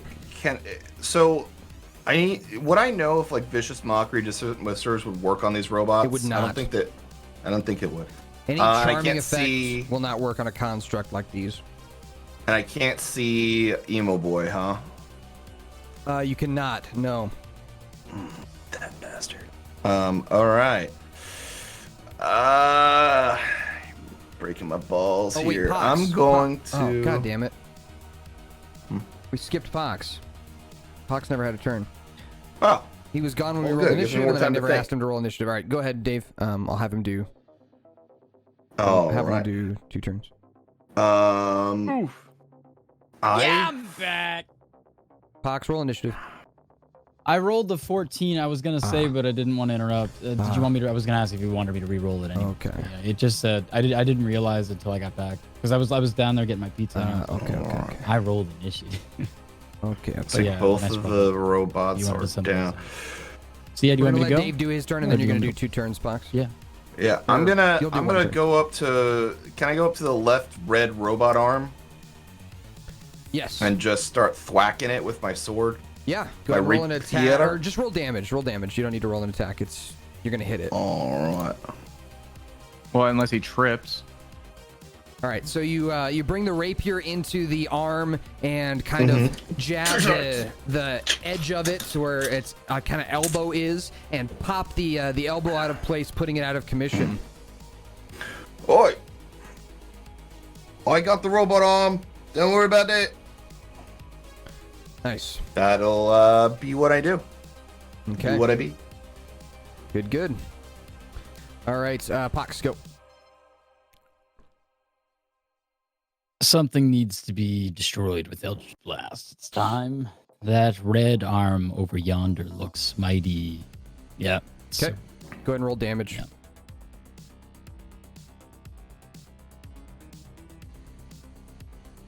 Basically, you need to deal 5 damage to these arms to kill him. Yeah. Boom. Got it. Destroyed. He's Well, not. wait. So I can do two. Yeah, you these, can. You right? can do 2 blasts. Yep. So, So you can redirect it to another. yeah. Well, where's the? I mean, You- should I hit another arm? You probably, have to think? you have to do another attack. So whatever you want to hit. Yeah. If you're doing an arm, I'm you just thinking- roll I think- damage. If you're doing something else, roll an attack. Yeah. I kinda Is just there any wanna other get- arms? Well, there's All a the bunch of circles. arms that aren't activated yet. But yeah, like you know what? I'm gonna hit the arm directly, like front right. Well, I'm gonna shoot at it. Yep, go ahead and roll damage. Literally, you'd have to roll like 2 ones to not get it. Roll just 7. Did it go You through? got it. You Yeah. want to move? Yeah. So there's an entrance to that door up there, or there's there's a door yeah. There, you don't see like stairs or a ladder or anything currently. You're not sure how he got up there. Okay. What's that box to the left, or is that the door? Like to the, like this the is far, the workbench where okay. Dave found his part that he was looking for. Is there anything that looks like a power source anywhere? Roll me an investigation check, please. Rocks. It's a huge factory floor. It's kind of hard to tell with all the stuff going on. Fair enough. You have a feeling it's probably up here, though. All right. All right. Yeah. That is Pox. Nara. All right. So we have one arm left. Is that correct? We have 5 left. All the circles.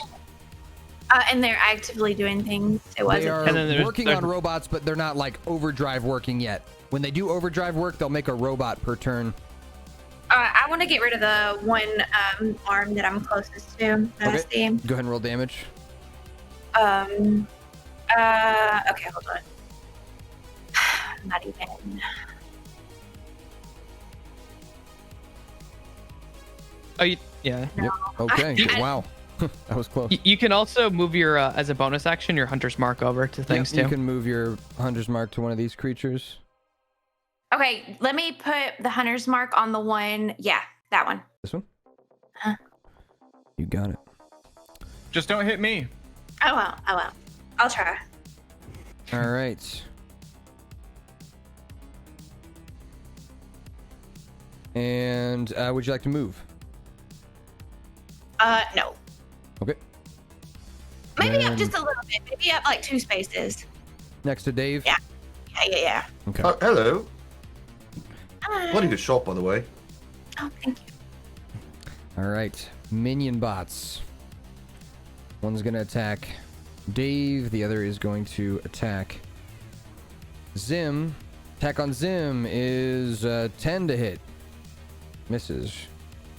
Dave. 13 to hit. Also misses, right? That just hits. Oh, that hits? Okay. I'm very unarmored. Okay. So these robots crawl up and flail their arms, dealing... This one deals 8 damage to you with its forearm as it hits you right across your jaw. Oh! The nerve. All right. This bot is going to go ahead and 5, 10, 15, 20, 25. Yeah.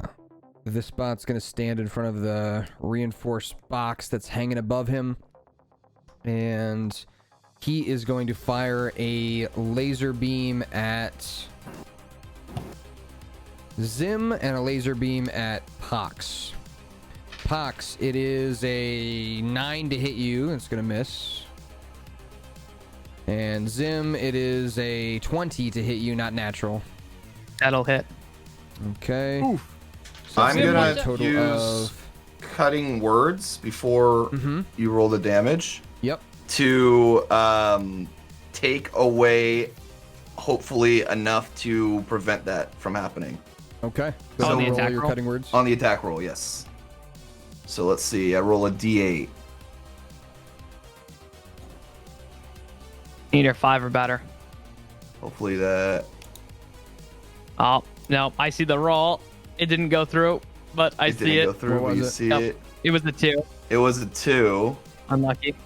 Unfortunate. So with cutting Yeah. words, that reduces the damage by 2, right? Or the Uh, attack. He The did at- on the I attack. went for the attack, not the damage. So Okay. Yeah, it still hits. it went to and does 18 full instead damage. of Okay. 20. So you're going to take 10 points of piercing damage from Okay. the laser beam that pierces through you. Then that creature is going to... yeah. Can all be greatest hits, sorry. I think he's seeing that the arms are being taken out. Let's see how he rolls here. This creature's going to roll. Okay. He is going to... he kind of connects his forearms together And as he does, he kind of makes a larger laser cannon that he aims at. I think Pox killed 2 arms, so he's going to aim at Pox here for his special attack, which is going to be a 13 to hit Pox. Can't remember if that hits you. That hits me. That hits? Oof. Yeah. Okay. Okay, that's going to be 12 points of force damage, as this is a larger laser beam that does not pierce, but instead blasts you with energy.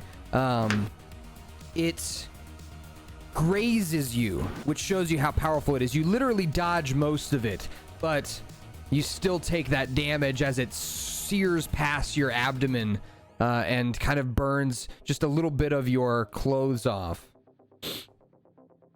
Nice. Don't want to get hit with that one, trust me. Oh. Yeah, as you see Dave kind of pointing to his body.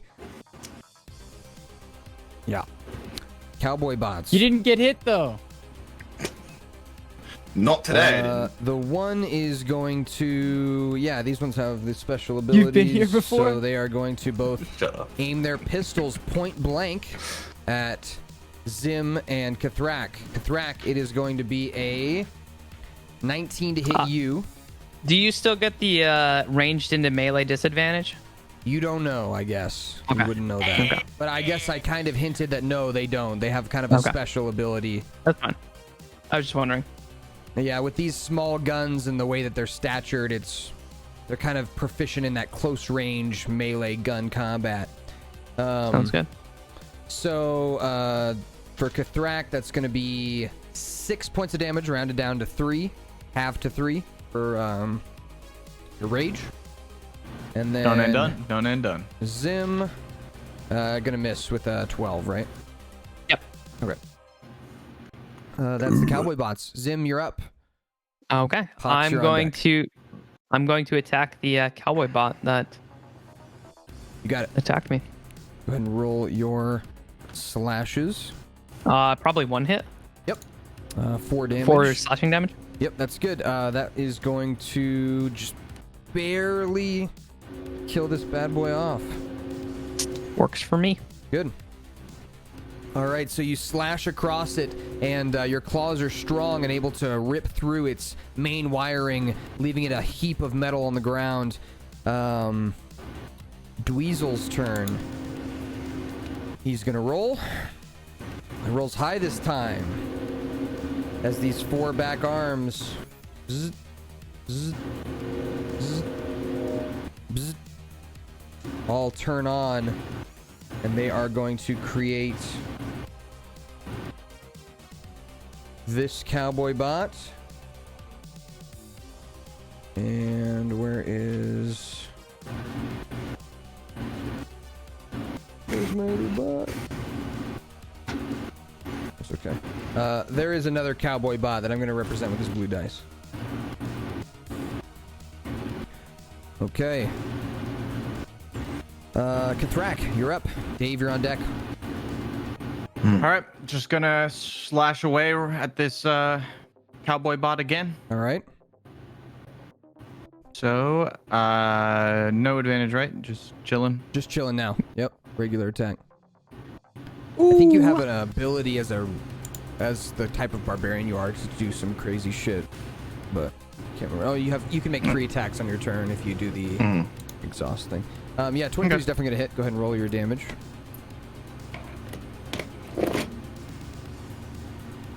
Ten again. Or hog. Hey, consistency's key, boys. You got him. Doing damage. Here we go. That Was he cowboy bot's dead? dead. There is another one here now. Yeehaw! Light him up, knock him down. There's Can one I on the take his conveyor belt hat? next to you. Does he have a cowboy hat? He does. Can I take it? Yeah, you grab it as his body falls to the ground and throw it on your head. Damn straight. You have another It's got attack, like, it's got Kathrak. like You have cool, your- it's got you- like cool rips and shit in it. Yeah, But I'm like, I love the look of it, so I'm gonna yoink it. he fucking haw. As Wem says in the chat. She always you have has a the best second attack. lines. You fucking Jimmy. Thought I was yippee-ki-yay, motherfucker. Am I close enough to that other bot? So Can I just fuck like you hop doing? over the thingus? Yeah. Let's do You it. can hop up I'm there gonna if you use my want. second attack on Cowboy, and now I don't know if the robot has any kind of feelings or anything, but now he's like, he saw that I put the hat on from his fallen brother, and now he's afraid because he's like, Yeah, he's like- quaking in his wires. he fears a man that wears two hats, and he knows that I'm gonna take that hat too. So I'm gonna use There's only my one thing a second man with attack one on hat. it. He Damn is it. the man who wears. You swear two you hats. see a teardrop of oil come out of his eye. Oh shit! Looks like I tripped over the the conveyor belt. It's Yeah. the Neo Taurus You- 20 gallon. Kind of getting your balance as this that thing hat is was moving. heavier than I thought. Trying to get your balance as this Offset my thing's moving. balance. So I'm guessing I missed that attack. Yeah, that one does miss. The hat it threw me off. I was Right. like, I'm not used to fighting with it. Right. And then at the end of the round here, you guys both slide down to the end. And this guy slides down. This guy slides up. Attack of opportunity for Mr. Dave here. I already used my cutting words as a reaction. You I cannot did. do that. Good. Okay, yep. It is your turn now, Dave. Did Isabella go? She did not. Thanks for reminding me. I gotta put her No on. problem. Isabella will Eldritch Blast the. True, Saki. True. She's probably gonna Eldritch Blast this guy. And miss. She is going to. She also has 2 attacks. Yeah. I Oh, just does want to hit with say one. we could probably pay out the bet to the believers. I already did. Oh, no wonder I have so many points. Let's Nice. go. Let's 10 go. damage to the boss monster here. All By right. Isabella from her Eldritch Blast as she fires it I off. feel like I just had my points returned. And Dave, you're up. Nara, you're on deck. Does anybody look particularly hurt right now? I think Pox took a lot of damage. Am I correct in that? I'm fine. Can I do a? Yeah, as a party, you can discuss whether or not you feel in pain, if your character looks like they're in pain at all. Yeah. What do you guys look like? You guys look hurting? I only lost. I took a little baby bit of damage. I'm chilling. Right. What about Zim? Zim looks fine. He's got a little bit of blood on him, but it doesn't look like it phases him. And then Pox? I'm fine. Are you sure? How does Pox look right now when she says she's fine? Pox, up to you. If you I'm don't want to be healed, then I'm down. I'm kind of down bad. so Dave, you can decide if you want to heal. I'm gonna. Where's Pox? Right Where's here. the Like a Pox right now? hole in the side of me Right from here. that. Yeah, I'm just gonna walk over to Pox and just be like, "Hey, it's okay to admit you're hurt sometimes." And I'll put my hand on her shoulder, and I'll put a 3rd level cure wounds on it. Okay. Go ahead and roll Cure Wounds. 9 Oh, healing unlucky for you. roll. 9 healing What? for you, Pox. Is that possible? Yeah, Yeah, 4, that's 2, very 1 low. plus 2. Jeez. All right. Yeah, 9. There you go. Gee, thanks. All right. So ungrateful. Anything else you want to do? Dave? Yeah. No, I can't because bonus action would be another spell, huh? If I Yeah, do bonus action healing word, I can't do that, can I? Sorry. Can't heal anymore. It could only be a cantrip. Darn. Yeah, you could do a cantrip as a bonus action if you want. If he has could, any. But That's why normally people do healing word and then they do because that's a bonus action, and then they do their action as a cantrip spell. Or an Yeah. attack of some kind or something. I mean, I don't. The problem is all my spells don't work on these robots. You can attack too, but yeah, and I don't have any other ranged equipment things. you're So that, unlucky. You're buff machine Yeah. right now.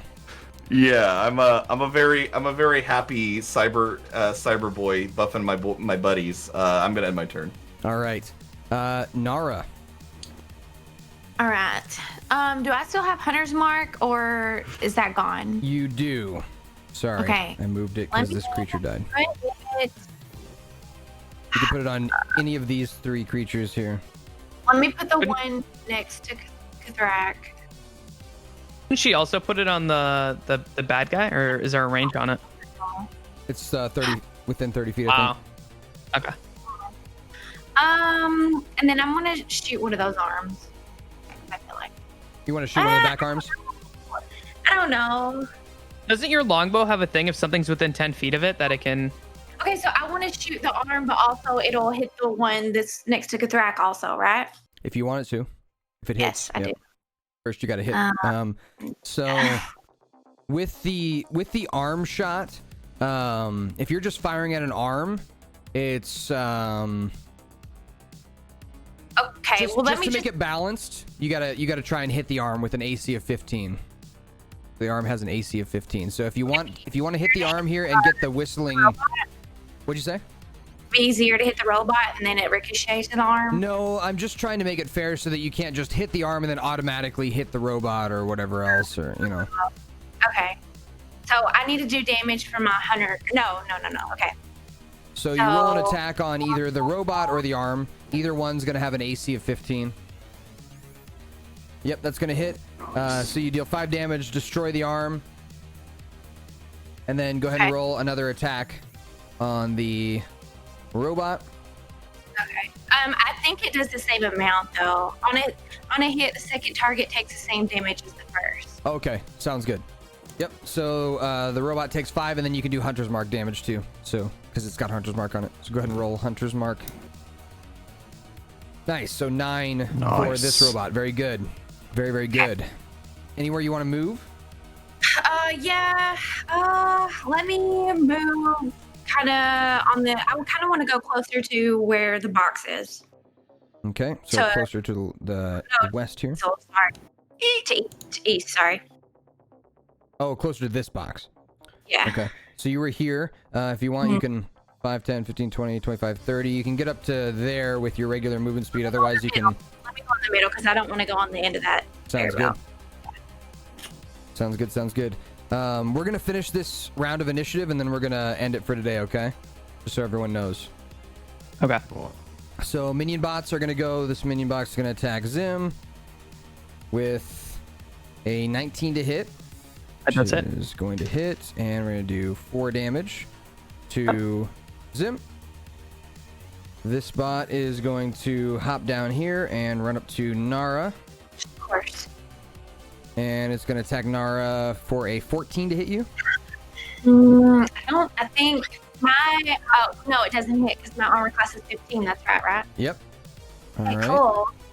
So minion bots have gone. The boss bot is going to 5, 10, 15, 20, 25, 30. It's going to run up here in the back line. I'll kind of show my camera up a little bit more here. Don't need it that high anymore. So the boss bot runs up between the group of you, and as it does, it puts its laser cannon arms away, and they kind of Terminator 2 morph into blade arms as he stands. Let's see. Yeah, he's gonna stand here, and he's gonna spin in a circle. I need Pox and Isabella to roll me dexterity saving throws. So in the top left, Pox. Top left, there's a dexterity saving throw box.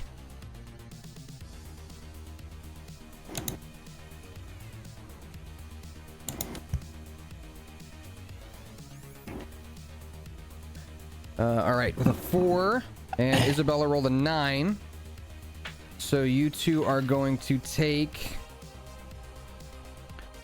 12 points of slashing damage. Ooh.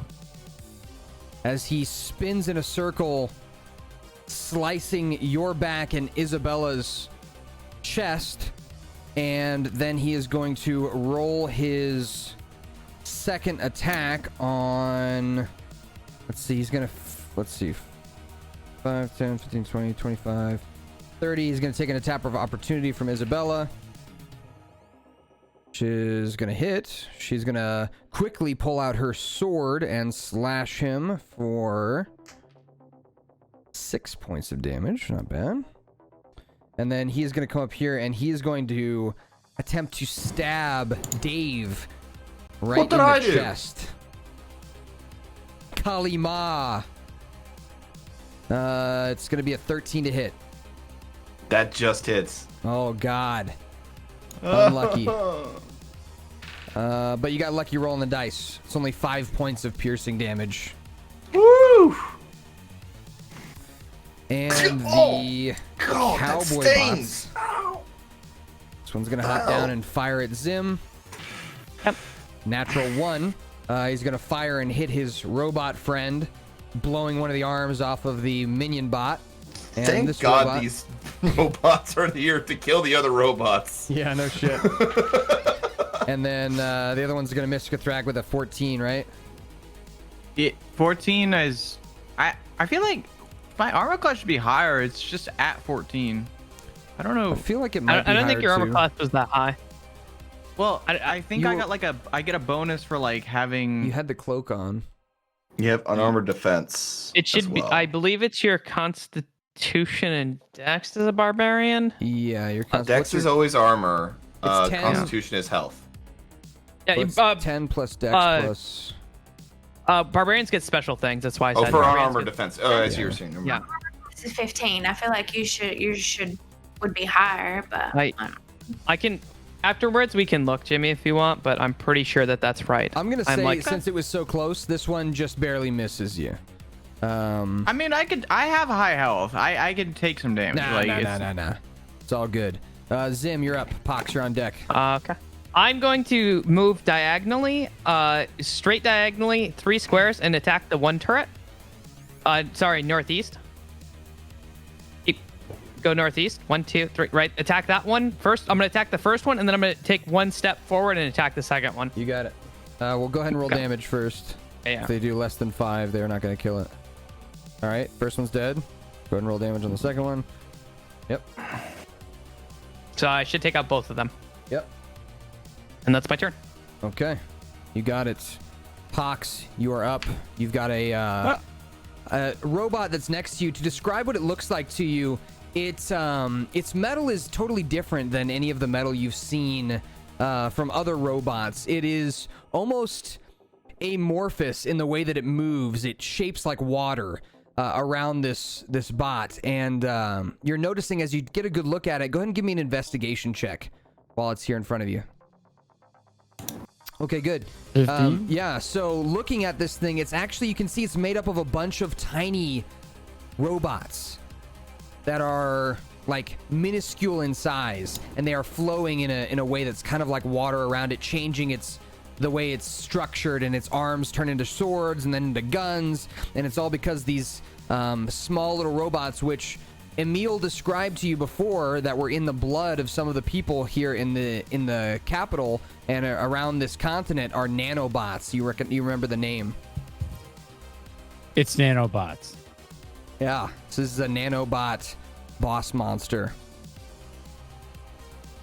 And you immediately, with that investigation as well, probably recognize that things that would slash or pierce are not going to do as much damage to this kind of creature that is made of almost water.